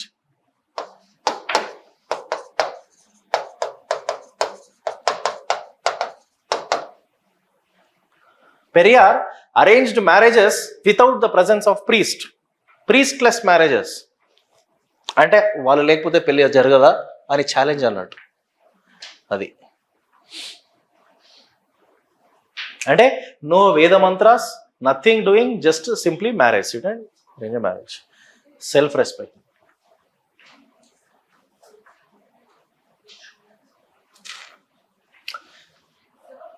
When you're saying they arrange marriages without the presence of priest, how would we? So did the upper class conduct their marriages or their ceremonies? No, actually Periyar only have arranged all the marriages for the depressed classes. He only set the relationship between a couple. Okay, he brought that couple, he made them to sit in the temple. Okay, after making them to sit in the temple, no mantras will be chanted, no Brahmin is there, just sit and you have to tie the tali. That's all. Ante he is totally changing the principle of marriage. Earlier, how was it, sir? Before all of this? Earlier marriage means compulsory there must be priest kada. Without priest there is no marriage. Even for lower classes also, even a downtrodden, even an untouchable also depend upon a Brahmin for marriage. Otherwise marriage will be invalid kada. Without Veda mantras how can a marriage be performed? So he is challenging that practice. So he wanted to simply end the monopoly of Brahminism. For that he is going in a radical way. And all Periyar, this kind of practices, this kind of movement became very popular. All the followers of the Periyar are called Periyarites, and everyone used to call Periyar as Tantai. Tantai means in Tamil Tata. Understand? Grandfather. So this man became very popular person. Next, Periyar started another movement, Dravida movement. Periyar started another movement called Dravida movement. It is actually a separatist movement.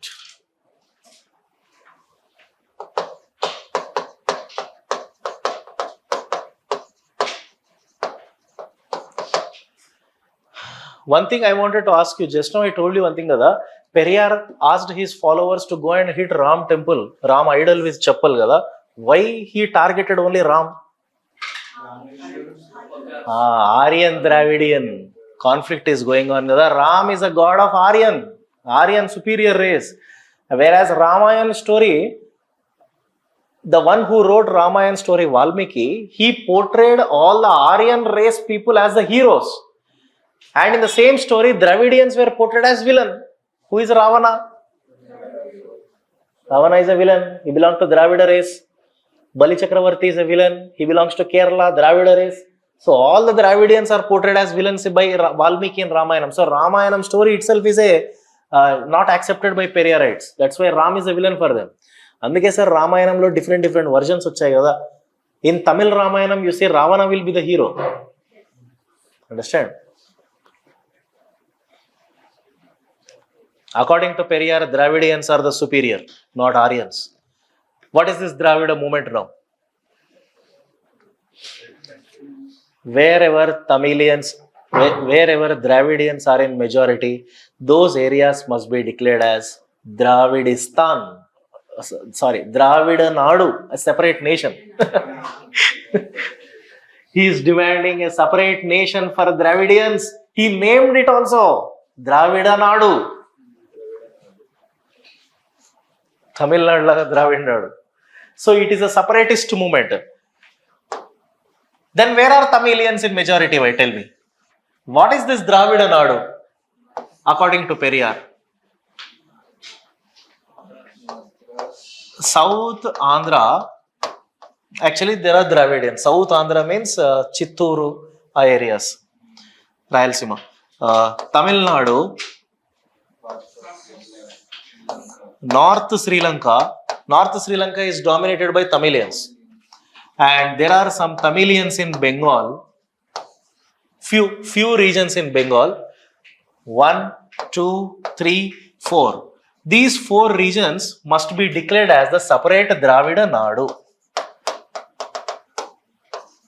Dravida Nadu. And now Jinnah demanded Pakistan. Jinnah demands Pakistan. NWFP, Sindh, Punjab, East Bengal, 1, 2, 3, 4. That is what Jinnah's demand of Pakistan. Where Muslims are in majority, Jinnah demands Pakistan. Where Tamilians are in majority, this man demands Dravida Nadu. These two are separatist movements in the freedom struggle.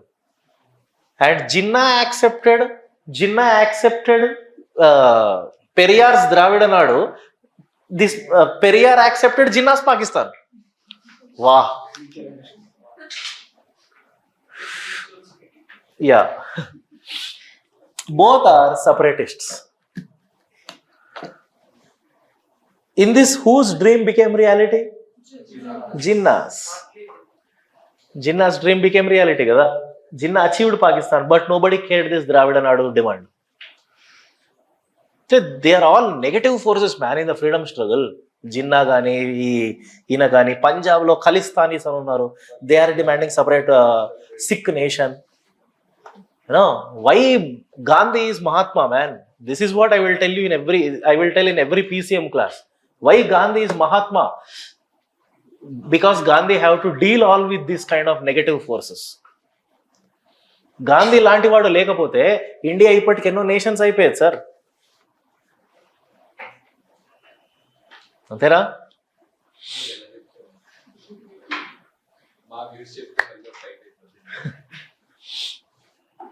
ఎక్కడ support చేయాలో అక్కడ చేయాలి sir. Right, this is about పెరియారిజం. And what happened to Periyar? Periyar have taken the Justice Party to peaks, man. Justice Party became popular because of Periyar. And 1937 elections. Idi revolutionary. 1937 elections lo Congress Party contested for first time. Justice Party out. Not even a single seat won by Justice Party. Clean sweep by Congress in Madras state. Why? There is a failure for Justice Party in 1937. ఎందుకు ఓడిపోయింది justice party? ఇంత పాపులర్గా ఎందుకు ఓడిపోయింది తెలుసా? Again because of Periyar only. Periyar actually, what he did, Periyar had an adopted daughter. Periyar adopted a small girl as daughter. I think her name is Ammai Manik, kuch name. And when she grown up to 30 years, when she attained 30 years of age, Periyar at that time is a 70-year-old man. He married his adopted daughter. Understand? Periyar married his adopted daughter. Why? Why he married his adopted daughter? And this was not accepted by all his followers. His followers questioned him. What is this? All throughout our life we were fighting for the social reformism, and what you did finally? Periyar answered that I married my adopted daughter because I need a heir for my property. Periyar actually not married. Understand? Periyar wanted to distribute his property. He wanted to transfer his property to one of his successor. So successor ga marriage అయిపోయి wife కి ఇవ్వాలి అని అనుకున్నారు. అక్కడ maybe ఆ rule ఏమైనా ఉండే కావచ్చు వైఫ్ కని. అడాప్టెడ్ డాటర్ కి రాదు కదా. So legally he wanted to transfer his property. So for this he got married to his adopted daughter, but that does not mean intentionally he had having some relationship with her. Understand? But still his followers were not convinced. His followers left him. Periyar also came out of Justice Party. Periyar in 1944 he founded his own party, DK, Dravida Kazhagam. అర్థమైందా? చాలా ఉన్నాయా?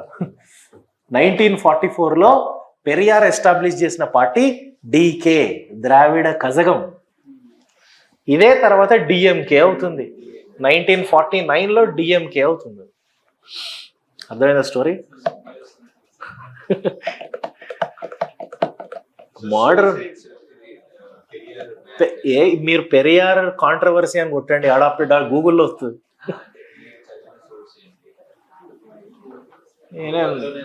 గ్రోవర్లో లేదు. గ్రోవర్లో just పైన పైన ఉంటుంది కానీ ఇంత డెప్త్గా లేదు. పెరియార్ పైన ఒక బుక్ ఉంటుంది సార్, ఆ బుక్ చదివాను నేను. Clear? Cinema modern India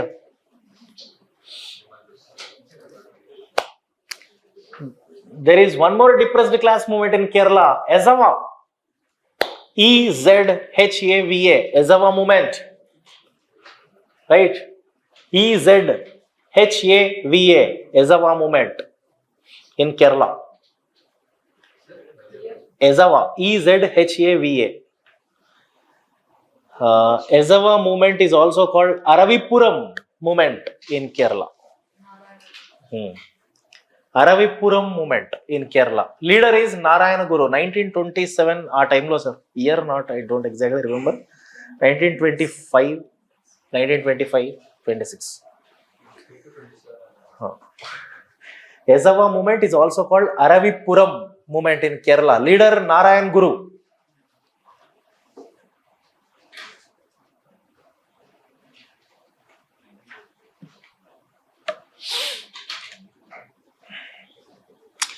Narayan Guru belongs to toddy tapping caste.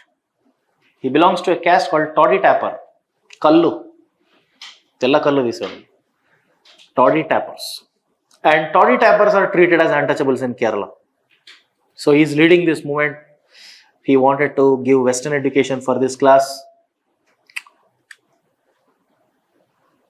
He founded an organization to uplift these outcasted people. SNDP, Sri Narayana Dharma Paripalana Yogam.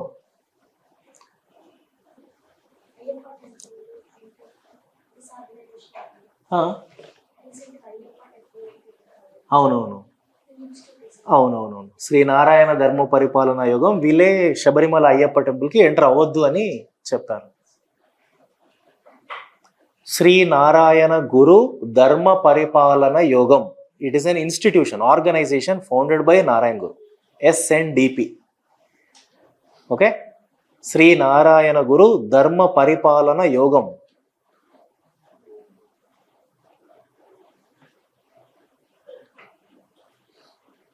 There is one more untouchable movement associated with this only, Vaikom Satyagraha, temple entry movement in Kerala. Kerala. Vaikoms are also treated as untouchables in Kerala. Vaikom.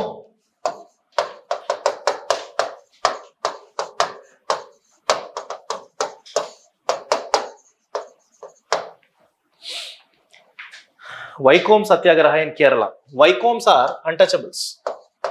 So untouchables must be made their entry to temples. And this Vaikom Satyagraha is supported by Congress, INC, Gandhi. It was integrated with nationalism. Not only Ambedkar sir, Gandhi is also a depressed classes reformer. Vaikom Satyagraha. Even one more person associated with Vaikom Satyagraha, T.K. Madhavan. T.K. Madhavan is popularly called as Deshabhimani.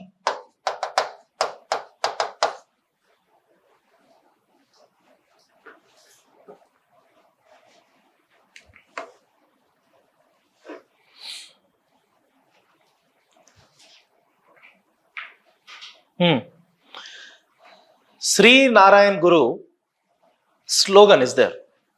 Anyone? Narayan Guru gave one slogan. As part of SNDP, he gave one slogan.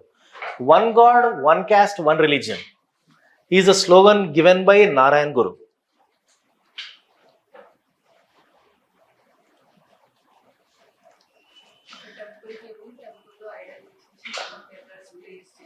అవును ఎవరు నారాయణ గురు చెప్తాను one God one caste one religion is a slogan of Narayana Guru. Okay, one God one caste one religion. Now Narayan Guru had two students. Narayan Guru had two students, Ayyappa and Kesavan.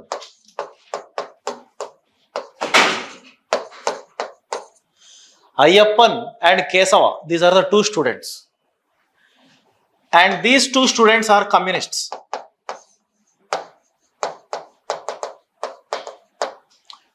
These two students are highly radical.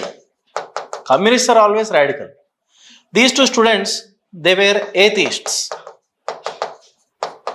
Now they changed the slogan to no God, no caste, no religion. Now these two communists gave the slogan no God, no caste,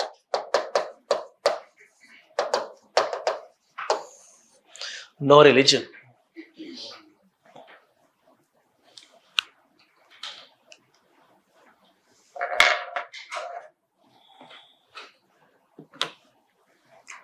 ఎందుకు no God no caste? ఎందుకంటే కమ్యూనిస్టులు sir, communist that does not believe in God. Communists, why they does not believe in God, because their spirit will die once you start believing in God. Communist belief system itself is revolutionary. Always they have to be radical. They have to believe in violence. So if you have to believe in violence, you should not believe in karma. Understand? దేవుడు కర్మ సిద్ధాంతం ఇవన్నీ zero. అవి నిన్ను cool down చేస్తాయి నీ స్పిరిట్ని. అందుకే హైలో ఉండాలంటే దేవుడు అనేది తీసేయాలి. అందుకే నో గాడ్ అంట, no caste, no religion. Ayyappan and Keshava. That's why, sir, this communism became very popular in Kerala. Even today, Wayanad is he's a hub of communists. అందుకే రాహుల్ గాంధీ ఎప్పుడు గెలుస్తాడు అక్కడ.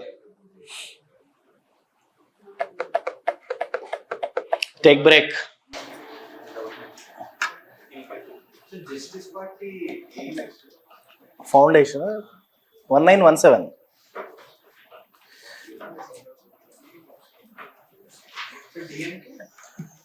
DMK 1949. Huh? Anna DMK 1970s. 1972 or 75. డీకేలో నుంచి డిఎంకేలో నుంచి అన్నా DMK.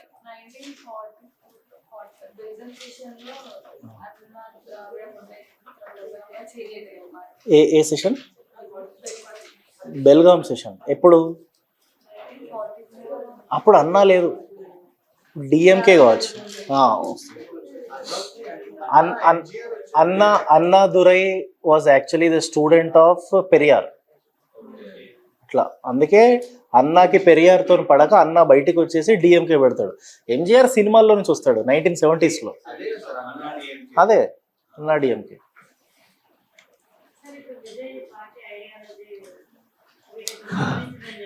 Vijay speech నేను కూడా చూడలేదు, వినలేదు.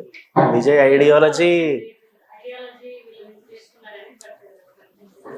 తెలియదు నాకు. ఇంకా విజయ్ అప్డేట్ కాలేదు. నాకు తెలిసి విజయ్ ఐడియాలజీ ద్రావిడియనిజమే.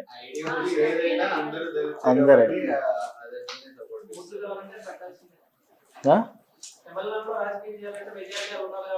అంతే అంతే.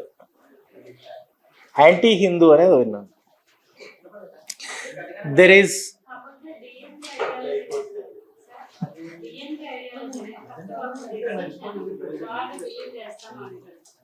ఎవరు? విజయ్ వాళ్ళ? ఓకే.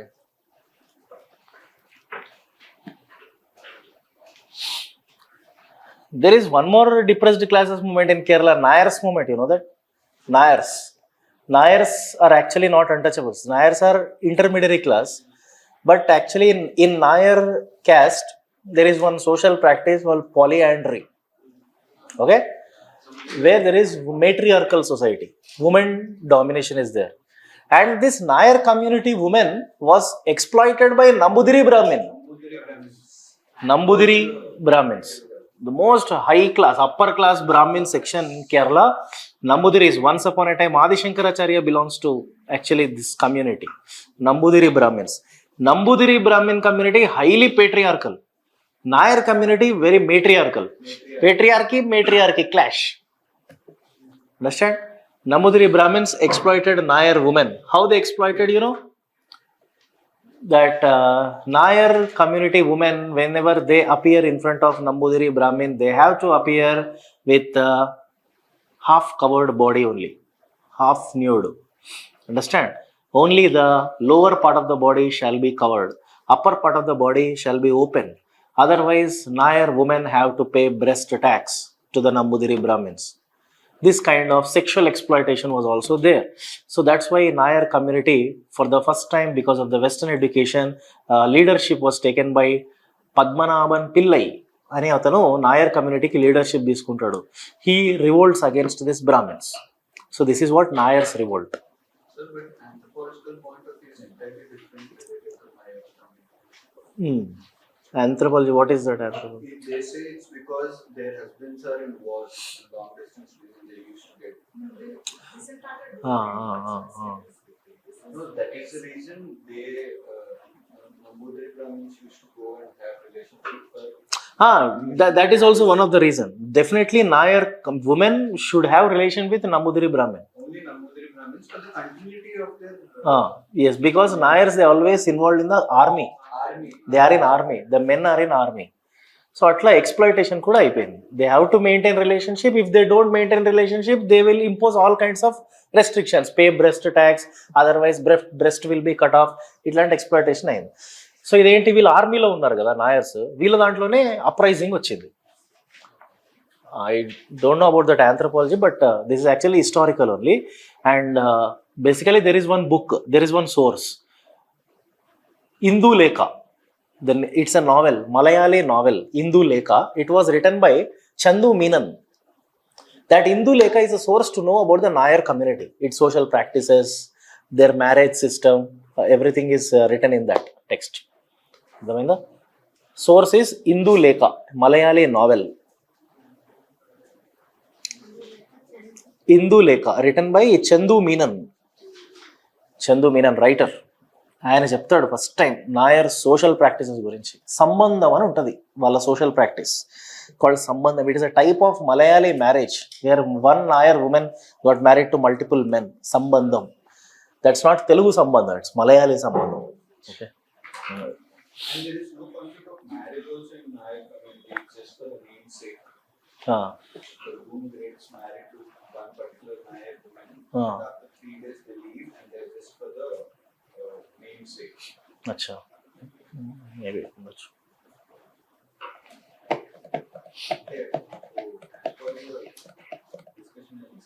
ఓకే, అచ్చా అచ్చా.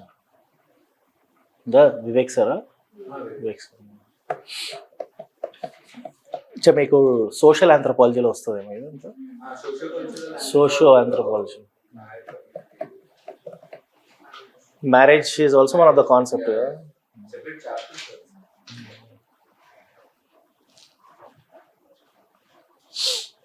There is one more social reform movement in Kerala, Ayyankali. Ayyankali, Ayyankali. Ayyankali movement, and the reformer is Ayyankali only. Actually, the founder of this movement is Ayyankali, Malayali reformer. Is a Dalit.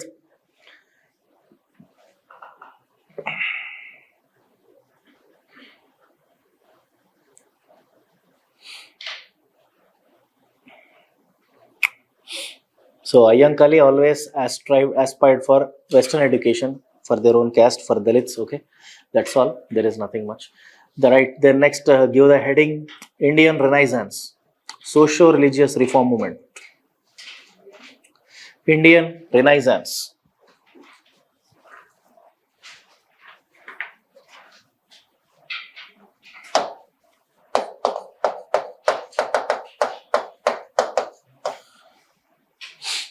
Indian Renaissance, nothing but socio-religious reformist movements in 19th and 20th century. Okay, in 19th and 20th century. What exactly mean by Renaissance? Everyone says Renaissance means rebirth. Right, I accept. What rebirth? What should be reborn again? Rebirth of rationalism.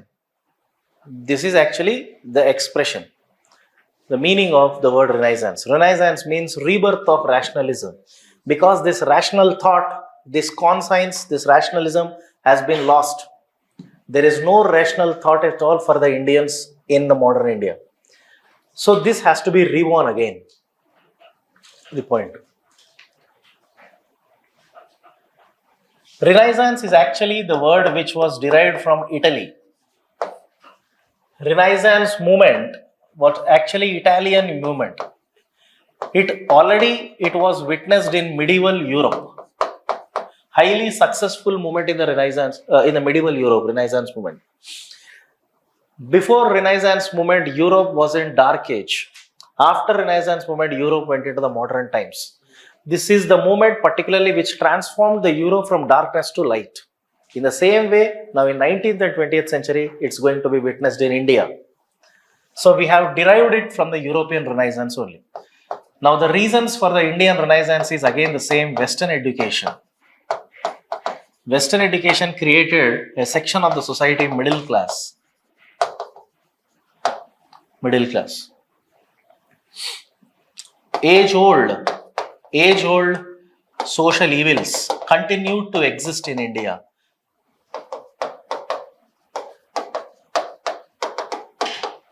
What are those social evils? Examples: sati, child marriages, ban on widow remarriages, parda system, dowry, polygamy, okay, ban on sea travel. All these are the social evils. They continue to exist.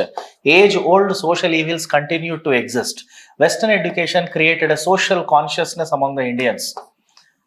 Renaissance రావడానికి ఇంకొక most important feature ఏంటంటే కూడా press, the rise of press. This western middle class section of society have started for the first time press in India. Journalism,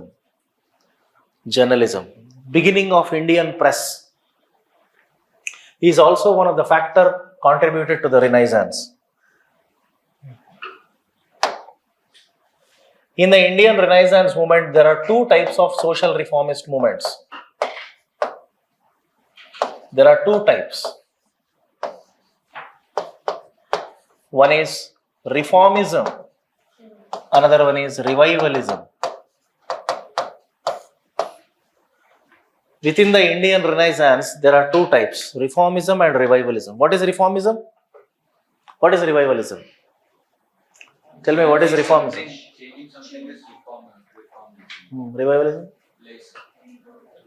Rebirth is the same thing. Reformism means, listen, changing the Indian society or religion on the lines of Western culture. అర్థమైందని చెప్పింది? On the lines of West. What is revivalism? Changing the Indian society on the lines of their own glorious past. They don't accept Western culture. Understand? They believe that they have their own great past. Now, on the lines of their own past, they wanted to change the religion or society. Reformism means change on the lines of West. And they accept Christianity, they accept Islam, everything. Revivalism, they believe that they have their own glorious past. So they will have to revive their religion, not reform. Reform means change according to others' religion. Now here I want to tell you one more thing. In the Indian Renaissance, which one do you think is very powerful? Reformism or revivalism? Huh? Think and tell me. Powerful anna, ekkuva kaadu. More number of movements are actually reformist movements only. Revivalism, very less number of movements but very powerful. How come?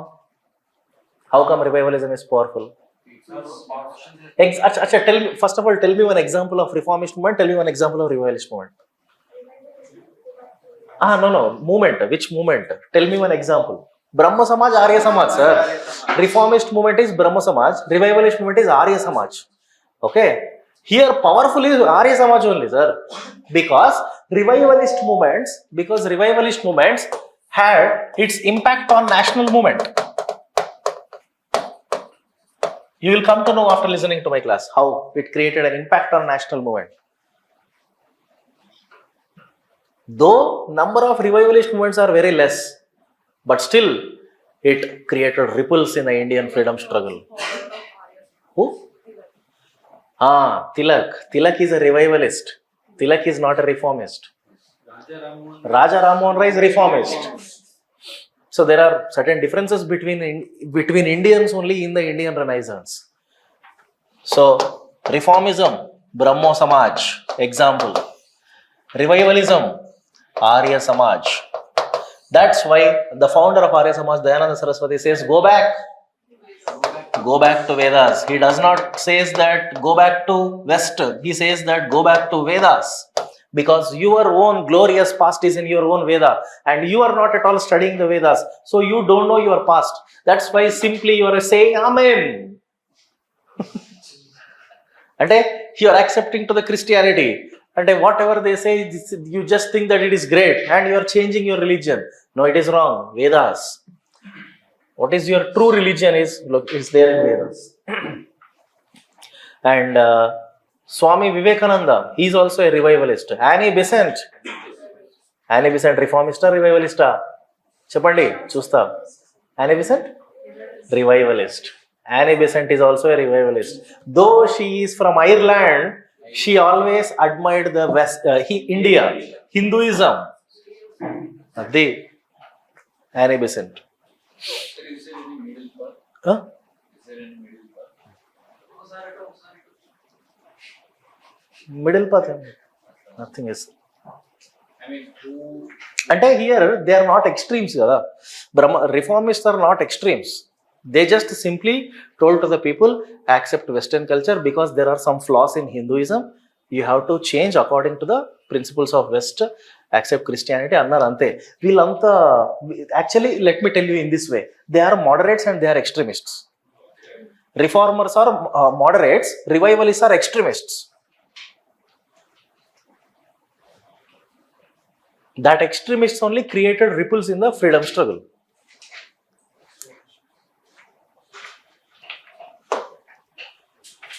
First, reformist movements. Number one, Brahmo Samaj. Brahmo Samaj was founded in 1928 by Raja Ram Mohan Rai. Who gave the title Raja? Akbar II. Akbar II is the title. Ataniki Raja. Because he successfully went to London and filed a case in the Parliament, Privy Council, and he successfully made his pension to increase. Akbar felt very happy and he called him Raja Bhai. Raja Ram Mohan Rai. And all the members who joined in the Brahmo Samaj are called as Brahmos. Brahmos antar valande. Brahmo Samaj. What is the main principle of the Brahmo Samaj? Main theme? Tell me anyone. Idol? No idol worship. Yeah. Ekeshwaropasana is the main theme of Brahmo Samaj. Ekeshwaropasana, ante only worship of one God. Monotheism. That is the core principle of Brahmo Samaj. Ekeshwaropasana antam. Eka Ishwara, okate Devudu. Upasana, cult, worshipping. And they does not believe in idol worship. No idolatry. Okay? They believe in Nirguna Bhakti. Ante, there is God, but there is no form to God. Nirguna, that's what you call Nirguna Bhakti. They believe in meditation, Vedanta practice, Upanishadic principles. Vedantam antam dine Upanishad. And most probably in the third week or fourth week, I will start ancient India classes. Ancient, I will be teaching you ancient and medieval India. There, we have the second chapter in the ancient India, Vedic civilization. As part of Vedic civilization, there is Vedic literature. In the Vedic literature, Upanishads is very important. Akkada ostadi manaku Vedantam ante enti ani. Vedas, Vedanta. They both are same. Vedas ki unna summary ne Vedantam. Veda plus Anta. The summary of Vedas is nothing but Vedantam. Aa Vedantam anta kuda rational ga untadi. It is highly rational. It is philosophical. It is not religion. So, Brahmo Samaj emphasizes more on this Upanishadic teaching. That's why Raja Ram Mohan Rai started a college in 1925, Vedanta College in Calcutta.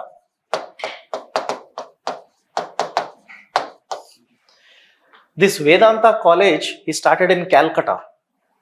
This Vedanta college mostly emphasizes, I'm sorry, 18, not 19. 1825 కదా. 1825, 1828. I'm sorry. 1825. 1828, not 19. So 1825, Vedanta College emphasizes more on Western education plus Upanishadic teaching. It imparts both. It combines both Western education and also Upanishads. College name adi. Calcutta. It imparts both Western education and Upanishadic teaching. And the ideas of Brahmo Samaj. Ideas. What are the main ideas? It fought against Sati. Okay, he is a champion man. Raja Ram Mohan Roy is a champion of the cause for Sati. It is because of him only Sir William Bentinck Dewey abolished Sati in 1829. Okay, Sati Abolition Act. Next, his idea against child marriages. Okay. Next, against ban on sea travel. Okay. He fought also against ban on sea travel.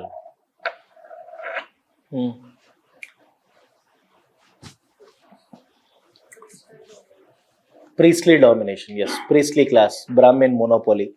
He fought against monopoly of priest, and he propagated his views through a journal, very important journal. Actually, let me tell you, Raja Ram Mohan Roy is a polyglot. He is called as polyglot. Polyglot.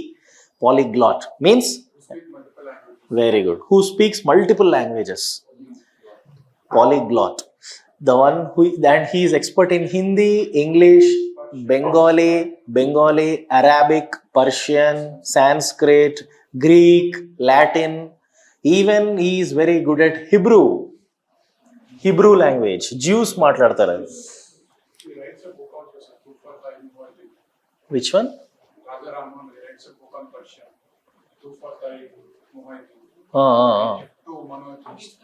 Gift to monotheist. Right.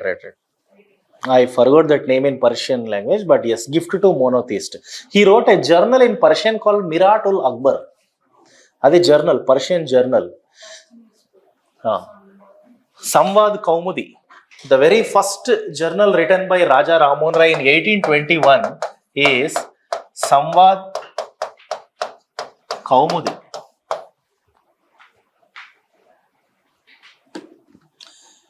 Samvad Kaumudi. Actually, Raja is called as the father of journalism. He is a godfather of Indian journalism. Samvad Kaumudi, Bengali newspaper. Okay. Miratul Akbar.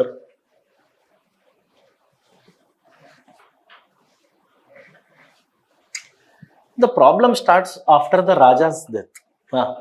Father of journalism. He is called as father of Indian Renaissance, father of journalism, everything. Social reformism starts with this man only. And ఇంకొకటి ఏంటంటే, the problem starts after his death. He is having two students, most popular students. Debendranath Tagore. Two students of Ram Mohan Roy. Number one, Debendranath Tagore. Second one, Keshav Chandra Sen. Okay, first one, Debendranath. Who is he? Father of Rabindranath. Debendranath Tagore and Keshav Chandra Sen. These are the two students.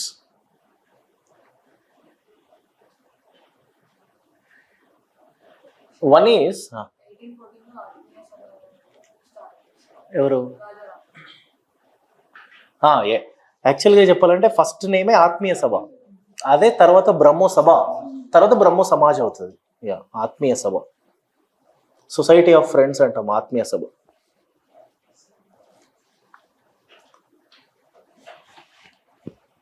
So two students, first one Debendranath Tagore. Debendranath Tagore, he individually started one organization.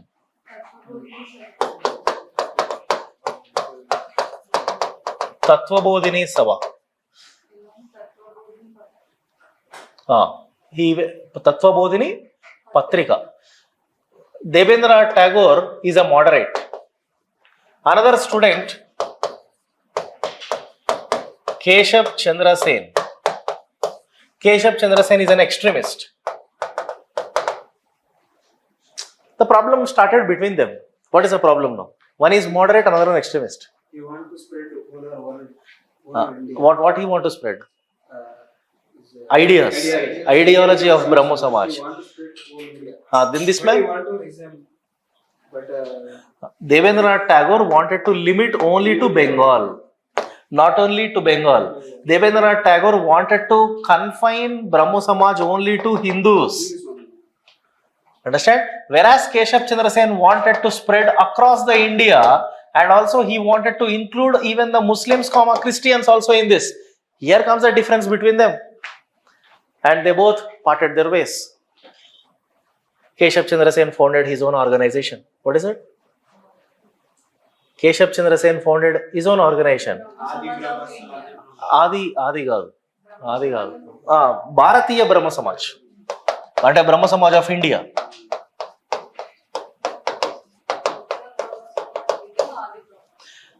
Again, there is one more split from Brahmo Samaj of India, that is Adi Brahmo Samaj.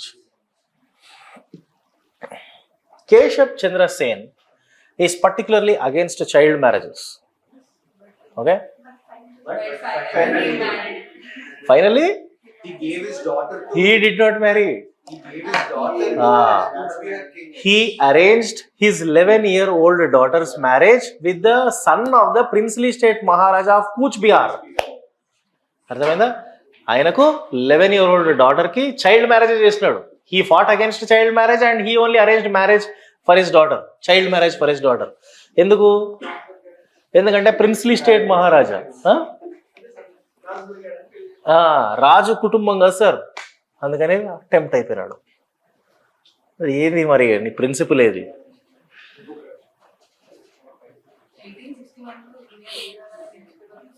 అవునవును. He wrote a newspaper, Indian Mirror.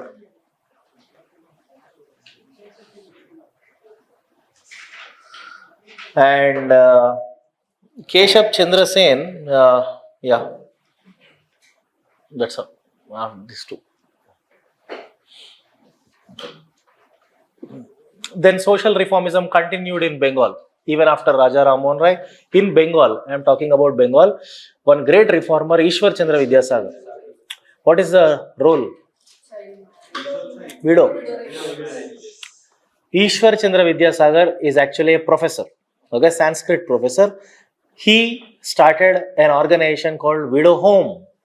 He gathered all the widows of Bengal and gave them shelter and protected their self-respect. He gave them even self-employment also by bringing all, tailoring machines, protecting their self-respect. Widow Home started by Ishwar Chandra Vidyasagar. Ishwar Chandra Vidyasagar. He started Widow Home. Ishwar Chandra Vidyasagar also established a college called Bethune College. First college for girls.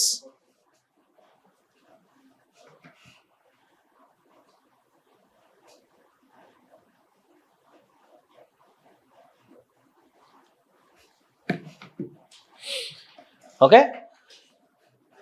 Bethune, Bethune College. 1849, Bethune College. First girls' college in India. Bethune College.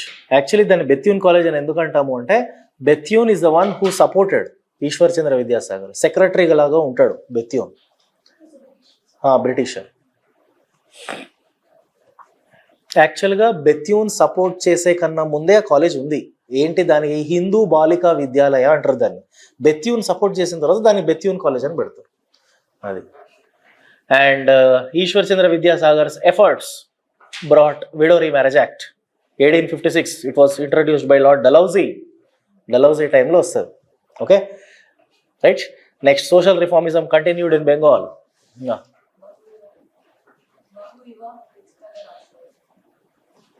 జర్నలా టెక్స్టా గుర్తులేదు.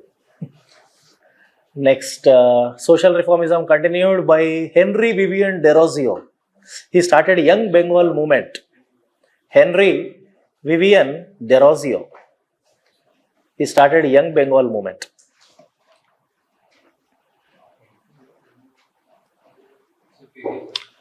Henry Vivian Derozio.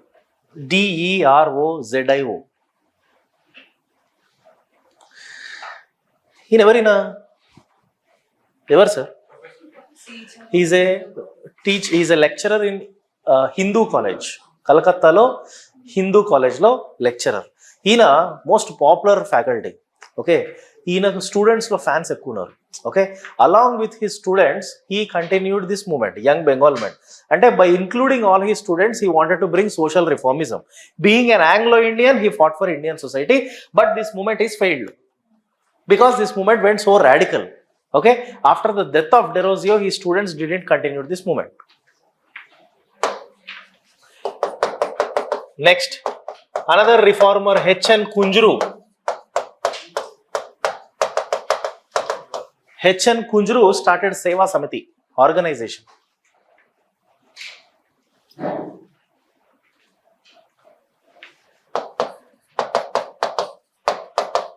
Gopalakrishna Gokhale started Servants of India Society. It's from Bombay. Servants of India Society.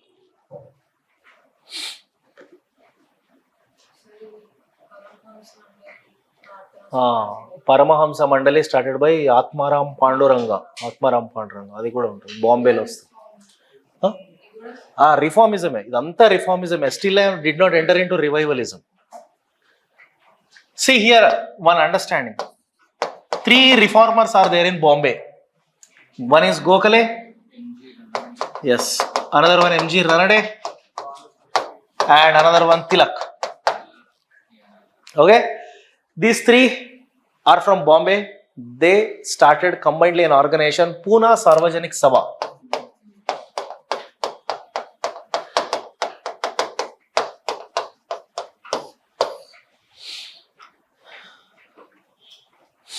Here starts actually the problem in this organization, because some serious differences arised between Gokhale and Tilak.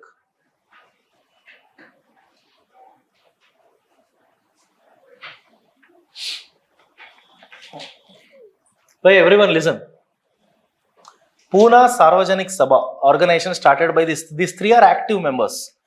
Dintlo Gokhale, Ranade, iddaru oka batch. Oka batch ante ideology, same ideology. Tilak do ideology. Tilak dim ideology, sir. Actually, this is an organization founded to fight against child marriages. Okay na? Ikkada oka issue vachindi organization. This is actually a child marriage issue. Listen everyone.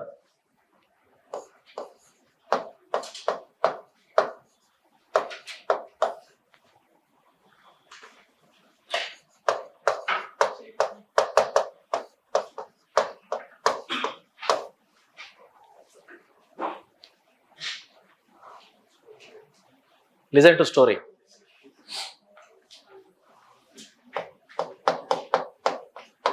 Rukmabai, 11-year-old girl.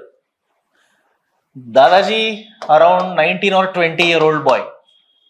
They both are cousins. And they both got married to each other with the agreement between the parents. Cousins, same family wale.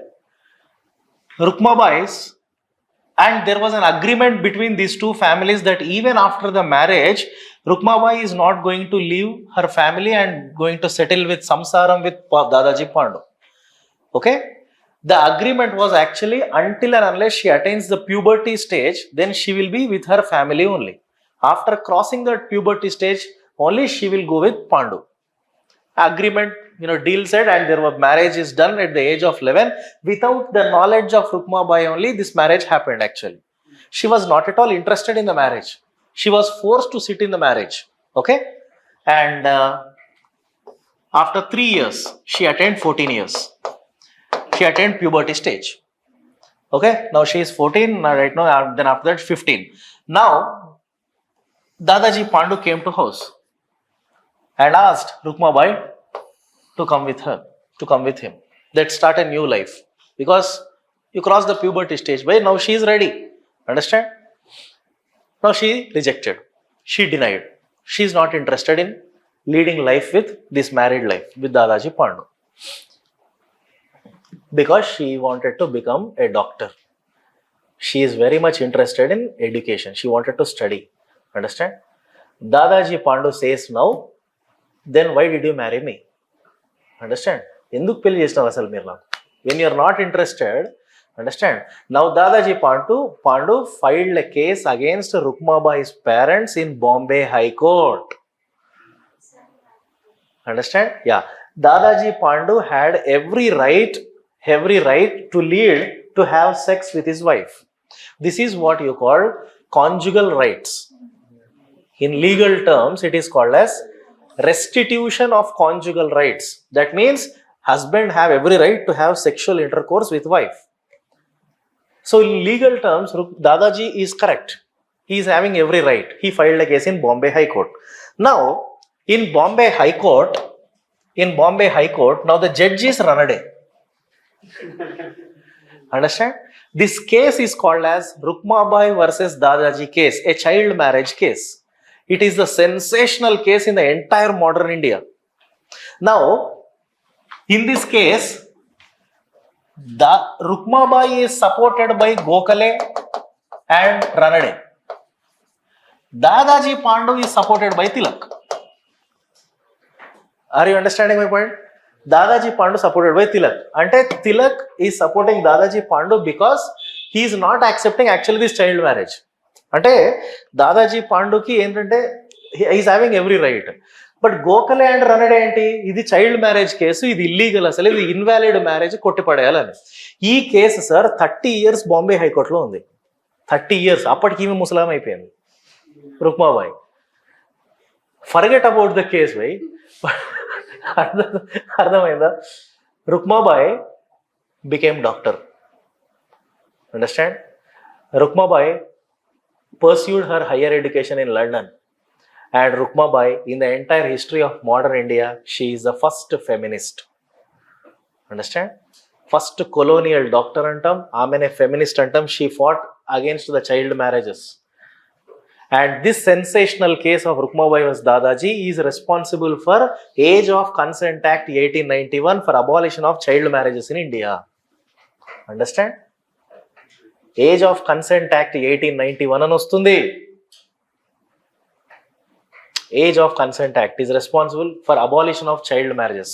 So who is responsible? Rukmabai. Understand? So what you have to understand, here the serious differences are there between Gokhale, Ranade and Tilak. Tilak is actually a conservative Hindu. Whereas Gokhale and Ranade are reformers. Tilak is a revivalist. He's a bit conservative. Actually, Tilak did not support Age of Consent Act 1891. Understand? Age of Consent Act, చెప్పారా సరే మీకు modern ఇండియాలో age of consent act, abolition of child marriages, దానికి oppose చేసింది తిలక్. అందుకే తిలక్ ఒక cutter Hindu. అది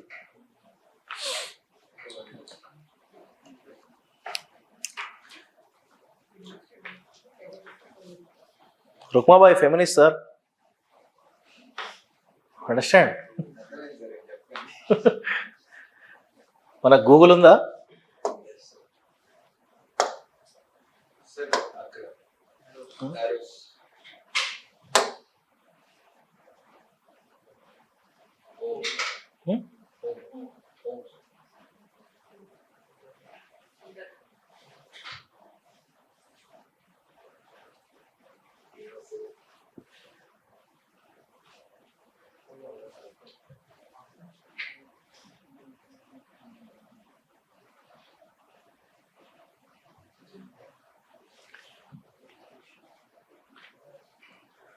Rukmabai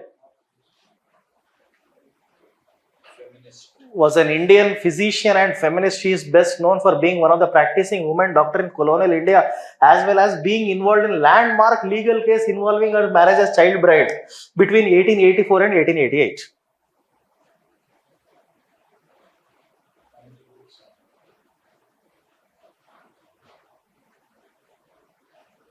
Some of the female doctors in the colonial India, Rukmabai Kadambini Ganguly. Kadambini Ganguly was graduated from Bethune College. This case raised significant public debate across several topics which prominently include law versus tradition, social reform versus conservatism, and feminism in British ruled India and England. This ultimately contributed to Age of Consent Act 1891. Understand?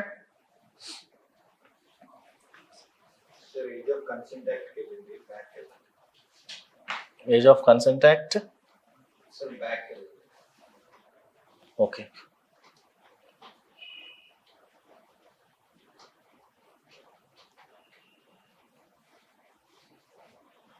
This case is actually restitution of conjugal rights cases.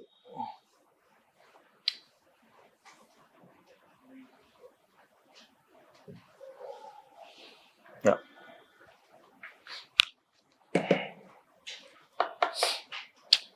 Next, continuation of social reformism. There was a movement. Differences ఏంటి? అదే differences వచ్చాయి కదా, అందుకే ఈ గోఖలే రనడే ఇద్దరు కూడా, and all this 3 are part of Congress party. Understand? Within the Congress now, Gokhale Ranade moderates. Tilak is not in the moderate, he is the extremist group. So always there is difference between Gokhale and Tilak in the politics also. The biggest rival enemy for Tilak is Gokhale. Gokhale enemy is Tilak. ఇది మీకు freedom స్ట్రగుల్లో కూడా మీకు ఉంటుంది, Gokhale and Tilak. 1907 Surat సెషన్లో split, ఆ స్ప్లిట్టే because of Tilak and Gokhale. Understand? అదే right. There is one more movement called pledge movement. Pledge movement was started by Raghunath Rao for abolition of child marriages.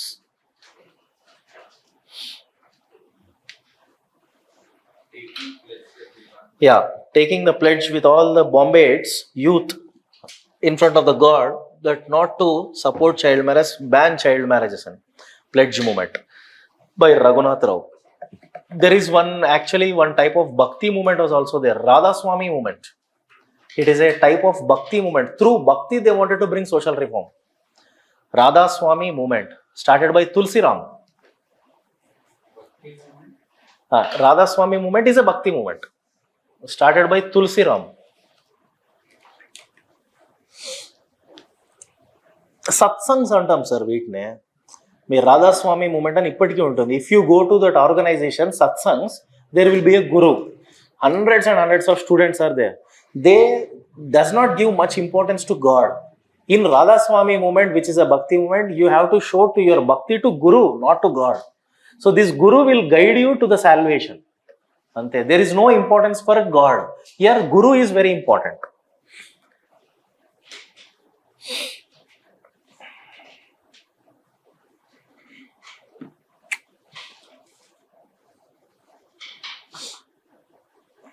One of the great social reformer from Bombay, D.K.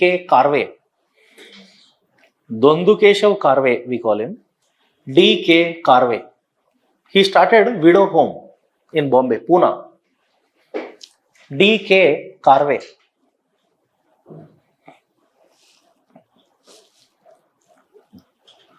D.K. Karve. Okay, he started widow home. To give inspiration to this generation, actually he himself married a widow. He married a widow.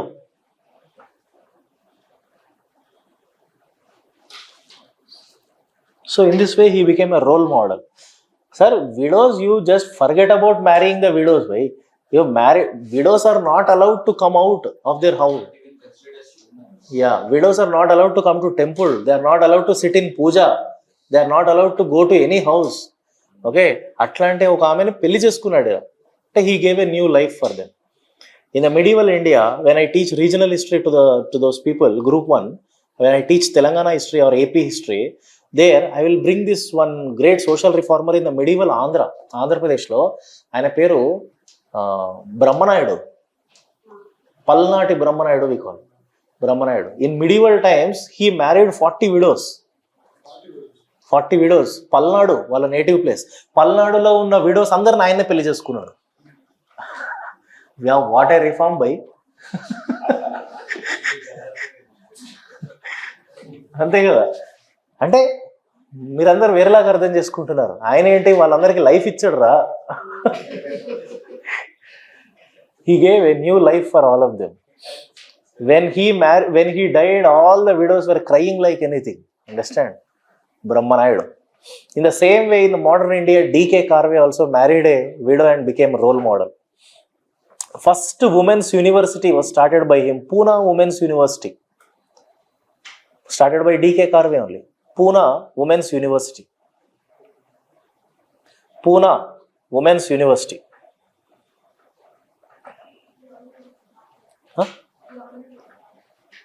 Huh? Another reformer from Bombay, Malabari. He is actually a Parsi. Malabari. Malabari.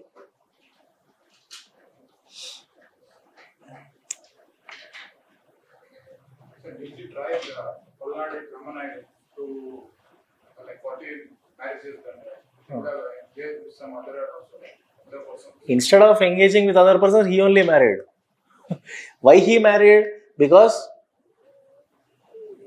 he wanted to set some standards in the society. Okay, you have to be ready even to take them into your life. Arranging marriage అనేది waste sir. వాడు చేసుకోవడం ఇంకా చాలా great. అర్థమైందా point? Arranged marriage means who will be ready to marry the widows in the society? People also must be ready కదా. So no one is ready. Why? He only married all the 40 widows.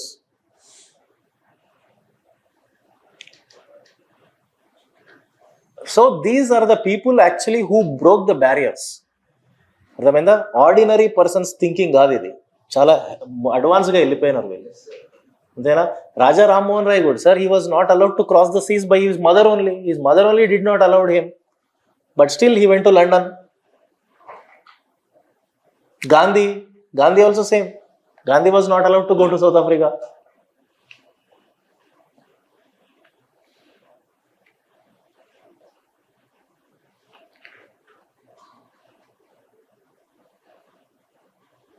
Now revivalist movement, Arya Samaj. Revivalism.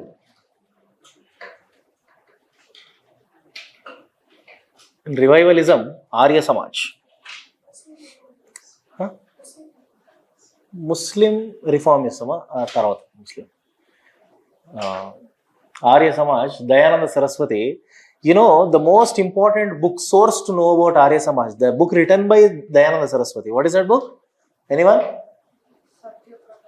Satyartha Prakash. Dayananda Saraswati's text, Satyartha Prakash. Swami Dayananda Saraswati's actual name was actually Mula Shankar. He was a Gujarati Brahmin.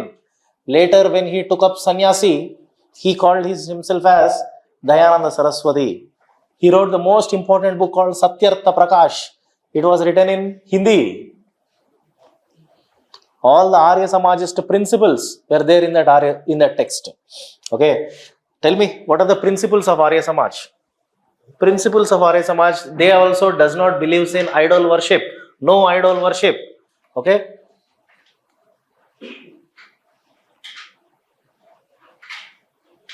No sati, no child marriages, all these are there. But the most popular slogan given is go back to Vedas. Vedas is the ultimate source for Hinduism. And how to minimize this? Minimize. Yeah? Okay. Yeah.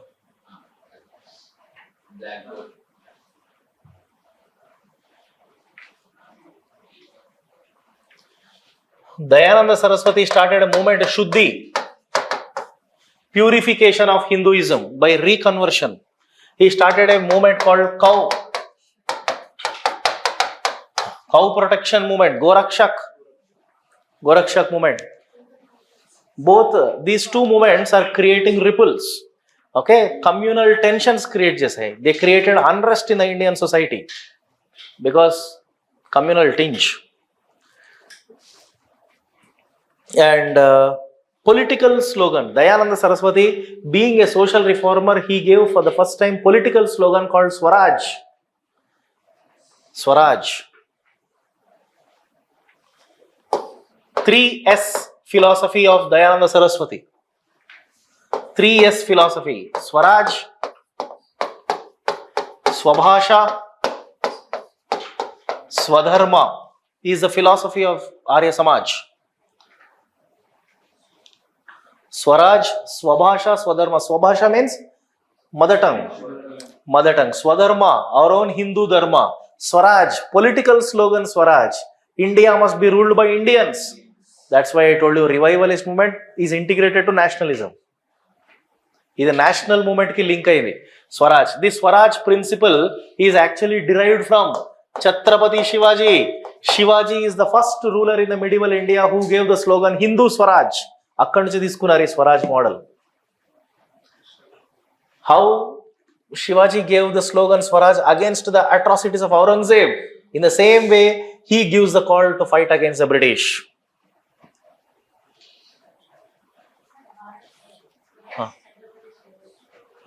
First Shivaji ఇస్తాడు స్వరాజ్ అనే slogan. అది ఇప్పుడు ఇతను తీసుకున్నాడు, influence అయినాడు దాని నుంచి.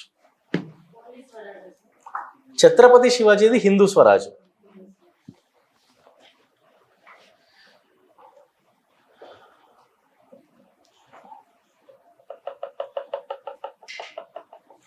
After the death of Dayananda Saraswati, he gave the slogan, one of his student, Swami Shraddhananda, student of Dayananda Saraswati, Swami Shraddhananda.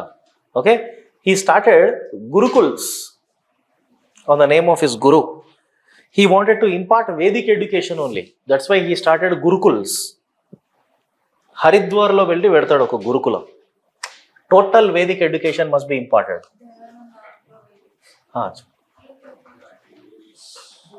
Swami Shraddhananda started Gurukuls. Actually, there is one more student, Lala Hansraj. Lala Hansraj. He started DAV schools. Lala Hansraj.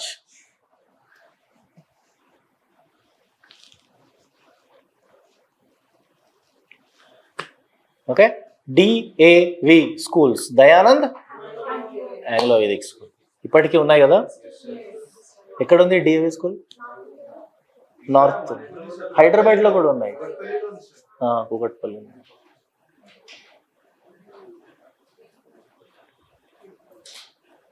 So DAV Anglo Vedic means Western education imparted with Vedic.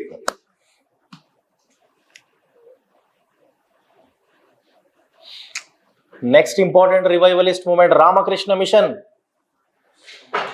RK Mission, Ramakrishna Mission, Ramakrishna Math. Two different things are there. Ramakrishna Mission, Ramakrishna Math. These two were started by Vivekananda. Swami Vivekananda. RK Mission, RK Math. Both started by Vivekananda. Belur. They were actually started at Belur. Belur Math. Bengal. Bengal. Both were started by Swami Vivekananda. Swami Vivekananda's Guru Ramakrishna Paramahamsa. Okay, the greatest Guru and the greatest student.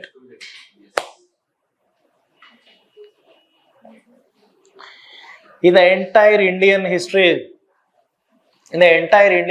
there are some, duos. The most popular duo in the medieval times, the greatest teacher and greatest student is Nizamuddin Auliya and Amir Khusro in Islam. Okay, Sufi Baba, Sufi Guru and Sufi student. In the modern India, in the same way, Ramakrishna Paramahamsa and Swami Vivekananda. Understand? Ramakrishna Paramahamsa always wanted to propagate his ideas, but he doesn't have age. He became very old. By 1886, he died. And then his student Vivekananda took his ideas to the whole world. In 1892, celebrating the America's, formation, okay, 400th anniversary, Vivekananda was given invitation to attend the World Parliament of Religions, which was held in Chicago.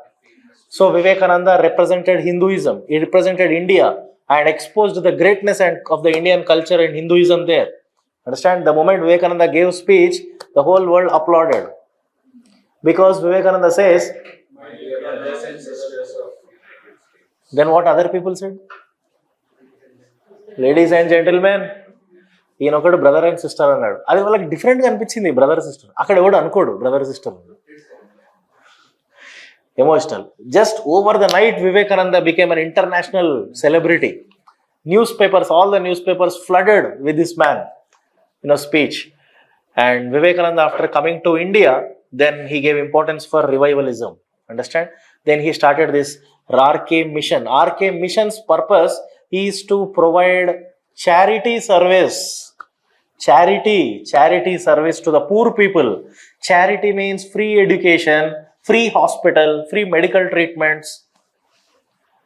RK mission's purpose is to provide charity service. RK Mat, spiritual service. So that's why RK mission's slogan is service to man is service to God. Manava Seva, Madhava Seva.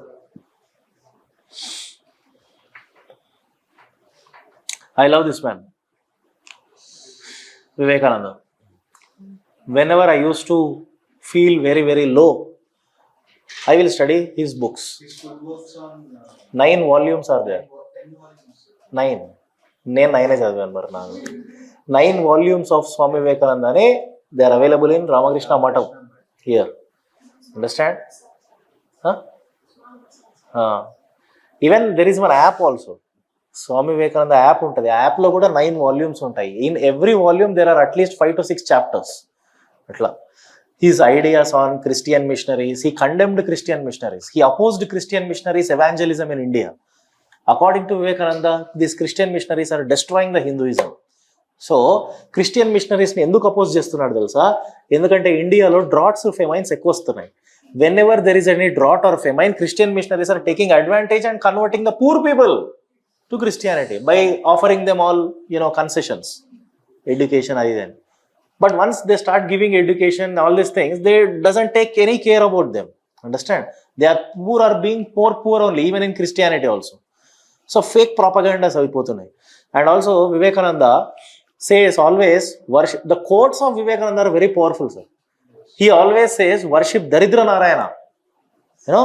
Don't worship that Vishnu, Shiva, all this. Daridra Narayana. Daridra Narayana means look at Narayana in the poor man's stomach.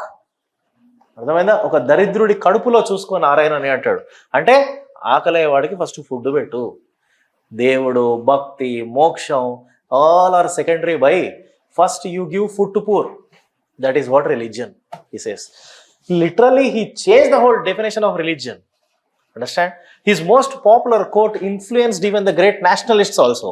Arise, awake. Arise, awake and stop not till the goal is reached. Understand? ఆ మాట విన్న తర్వాత జేబులో చేయబెట్టుకొని ఎక్కడికి వెళ్ళిపోయారో ఎవరికి తెలియదు. Understand? Which great freedom fighter, why? Tell me. Influenced by Vivekananda. Freedom fighter. Bose. Subhash Chandra Bose. Subhash Chandra Bose ki Vivekananda ante devudu. Understand? Even Gandhi also influenced by Vivekananda. Even Tilak also influenced by Vivekananda. Even now Tilak and Vivekananda actually belong to same generation. They both actually spoke to each other. Idi Shekhar Bandyopadhyay చెప్తాడు Placid to Partition book లో. Both love India, man. Both are great patriotic. Tilak decided to come to fight for freedom. Vivekananda went to spiritual path. Adi. Both are contributing in their own ways. Adi. And Vivekananda's message to the whole world. Listen first. His message to the West is learn spirituality from East. His message to the East is learn science and technology from West. In this way, the whole world will be in harmony. Ardhamainda? Idi exactly when I gave my UPSC attempt, this is a mains question. Vivekananda says, learn S&T from West And also he says, learn spirituality from East. అంటే his message is to Western nations, his message is also to Eastern nations. అంటే his message is to the whole world. అర్థమైందా? ఎందుకంటే మనకు technology లేదు sir, వాడి దగ్గర నుంచే నేర్చుకోవాలి. వాడికి ఏం లేదు, వాడికి ఆధ్యాత్మికం అంటేనే తెలియదు, వాడు ఓన్లీ మెటీరియలిజం ఇవ్వాలి.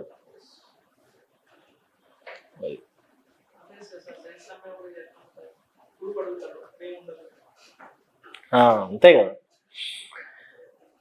అంటే ఎంత సైన్స్ అండ్ టెక్నాలజీ ఎంత ఎకనామికల్లీ ప్రాస్పర్ అయినా కూడా ఆ నేషన్కి స్పిరిచువల్ బేస్ అనేది ఉండాలి. లేకపోతే you are going to hit the glass wall one day. This is what Vivekananda says. That's why even today also you see in 21st century the richest people only will be attracted to spiritual path. ఎందుకంటే వాళ్ళు fed up అయిపోయినారు ఆ life తోటి. They have seen money, they have seen prosperity, their busy life, everything. They went into depression, anxiety. Finally they want spirituality for peace of mind.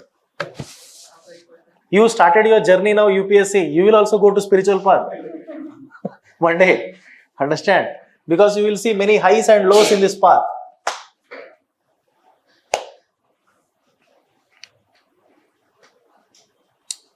Last one, I will take 10 more minutes. Okay. Theosophical Society, write down. Oh no. Vivekananda wrote journal Udbodhan and Prabuddha Bharati and చెప్పి 2 journals రాస్తాడు. He propagated his views in that. Udbodhan, UDBODHAN, Udbodhana and Prabuddha Bharati. I think Prabuddha Bharati is written in English, Bengali. Udbodhana in English. Okay. Languages. Udbodhana and Prabuddha Bharati. Udbodhana was written in Bengali, Prabuddha Bharati in English. Right, Theosophical Society. Tell me who started Theosophical Society? Fast. Theosophical Society was started in New York, USA. It was not started in India. Yes, it was started in 1875 by Kallal Olcott. And it was started by Madame Blavatsky. She is a Russian. It was started by Kallal Olcott, an American. Olcott is an American and Blavatsky, she is a Russian. Now these two started Theosophical Society. Tell me what is the purpose, sole objective of Theosophical Society?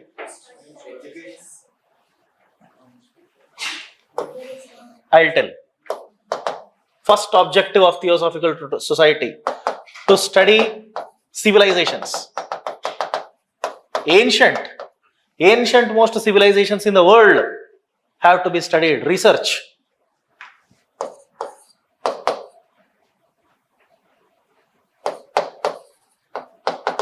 To understand mysteries of nature. There are some mysteries in the nature. They wanted to understand it. They wanted to do research on this.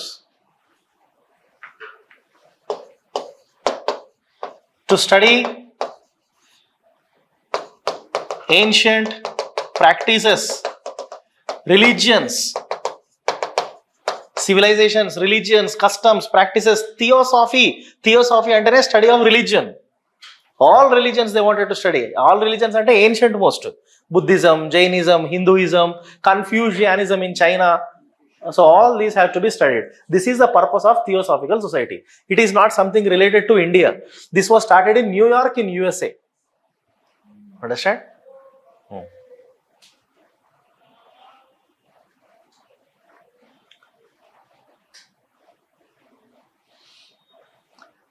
But when they decided to study about the ancient civilization, which means nothing but India. India is the most ancient, most civilization. When they had decided to study about India, they shifted their base to India. After the death of Blavatsky. Blavatsky died and they shifted their headquarters to Adyar, Madras. They have chosen their headquarters at Adyar in Madras. Now comes one lady to India, Madam Annie Besant.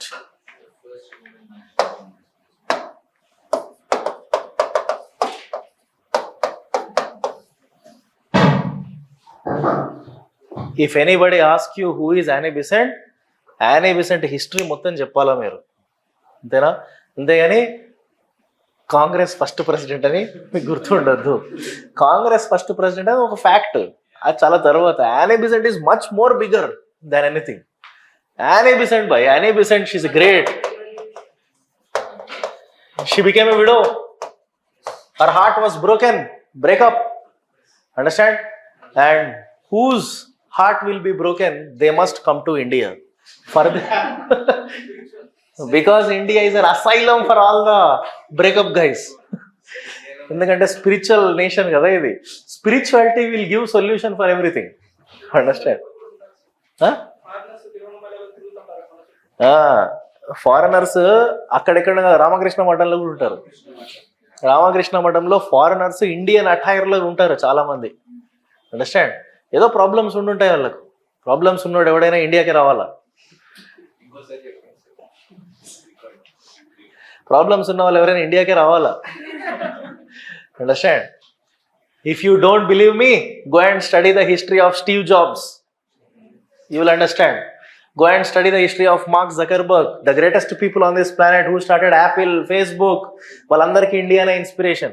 You will not believe if I tell you who is the inspiration for Mark Zuckerberg, you know, Srinivasa Ramanujan, the greatest mathematician, and inspiration Zuckerberg ki. Understand? Annie Besant కూడా ఆమెకి ఏదో problem ఉంది పాపం. ఆమెకి ఇండియాకి వచ్చింది. She was very much fascinated with studying India, Hinduism. She became the leader of Theosophical Society. In Adyar, she set up an office of Theosophical Society. And Annie Besant, great admirer of Hinduism. She is a revivalist. And Annie Besant wanted to impart education to the Indians. Her idea is she supported vernacular languages, education in vernacular languages. She opposed Western culture. She opposed West, though she is from West, she opposed it.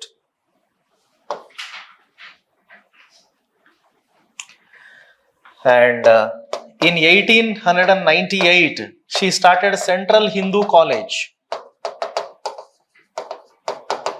This only later 1916 turned into BHU, Banaras Hindu University. 1916 లో వస్తుంది. 1898 Central Hindu College later turned into Banaras Hindu University. Banaras Hindu University's first vice chancellor Madan Mohan Malaviya. He is also a revivalist.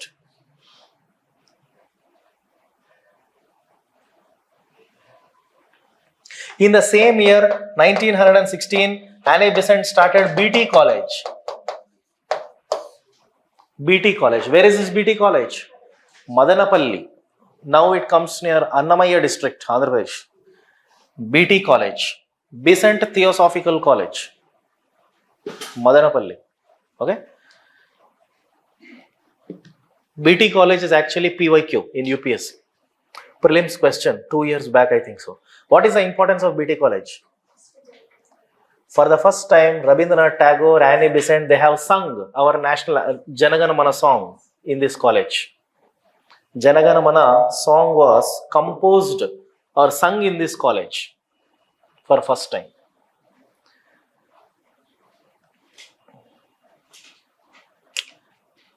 Rabindranath Tagore translated Janagana Mana song into English in this college and named it as Morning Song of India. Understand? Janagana Mana song in English, it is called Morning Song of India. అది ఈ కాలేజ్లోనే first time పాడతారు స్టూడెంట్స్తో. And this song Jana Gana Mana song, actually this BT college first principal is parent notes. BT college first principal, first principal of BT college H G. Cousins. H.G. Cousins is the first principal of BT College. He is also from Ireland. H.G. Cousins.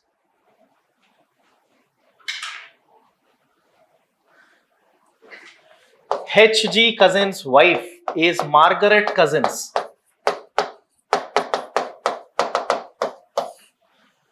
H.G. Cousins' wife is Margaret Cousins. She gave the tune to Janagana Mana song. అర్థమైందా? జనగణ మన song కి tune ఇచ్చింది ఒక foreigner, Ireland. She gave the tune. So this is the importance of BT College. All these are close associates of Annie Besant. All the speeches of Annie Besant are called as Wake Up India. Compilation of speeches.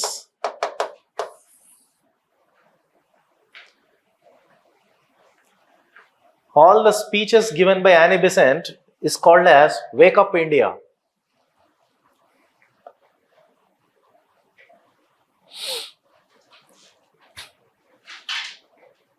Okay?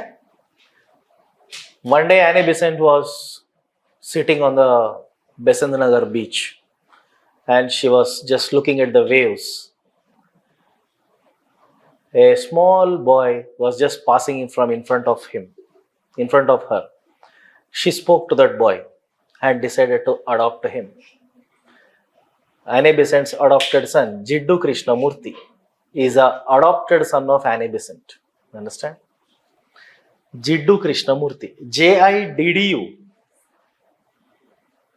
Jiddu Krishnamurti is one of the genius that India have produced. He is a spiritual master. He became later on a spiritual giant master. Okay, విన్నారా పేరు ఎప్పుడైనా? At the age of 16, Jiddu Krishnamurti wrote a book, At the Feet of the Master అనే ఒక book రాస్తాడు. At the age of 16, Jiddu Krishnamurti wrote a book, At the Feet of the Master. Spirituality గురించి book.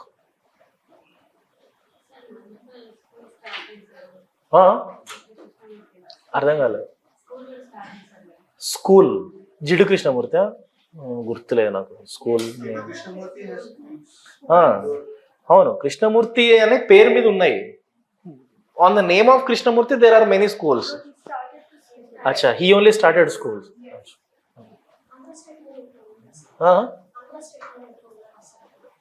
Andhra state movement లేరు. Let me tell you this.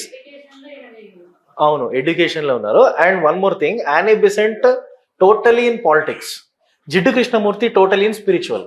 Jiddu Krishnamurti is nowhere related to politics. And Jiddu Krishnamurti only diverted Annie Besant, his mother, from politics. Sorry. That's why after 1917, when she became first woman president of INC, after 1917, why don't you see Annie Besant in any other movement? That is the end of extremist movement and beginning of Gandhian phase. Gandhian phase like Annie Besant undadu, because Jiddu Krishnamurti don't want his mother to be active in politics. Acha, Rishi Valley school started by Jiddu Krishnamurti. Acha, in Madras, huh? No, Okay, Rishi Valley.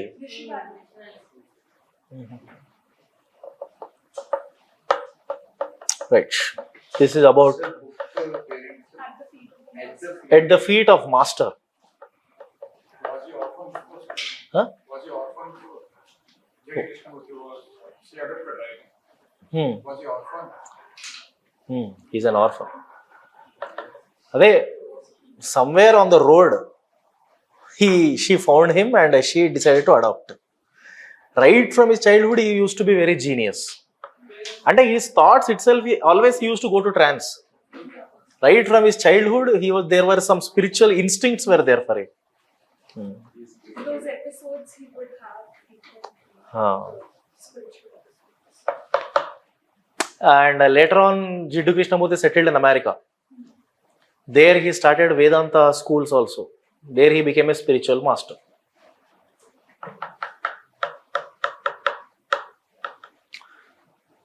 Right, there is no much time for me. So I covered, okay, my best. So again we will meet next week. I'll start freedom struggle. Some Muslim reform movements also there. Aligarh movement అని, దియోబందీ moment అని చెప్పి ఒక 3-4 ఉన్నాయి. Wahabi moment అని, అది చూసుకోండి sir మీరు. Okay, మీకు 1905 వరకు ఏదో ఎగ్జామ్ ఉంటుందంట. ఎగ్జామ్ ఈజ్ ఆన్ సండేనా? Right, all the best. Thank you.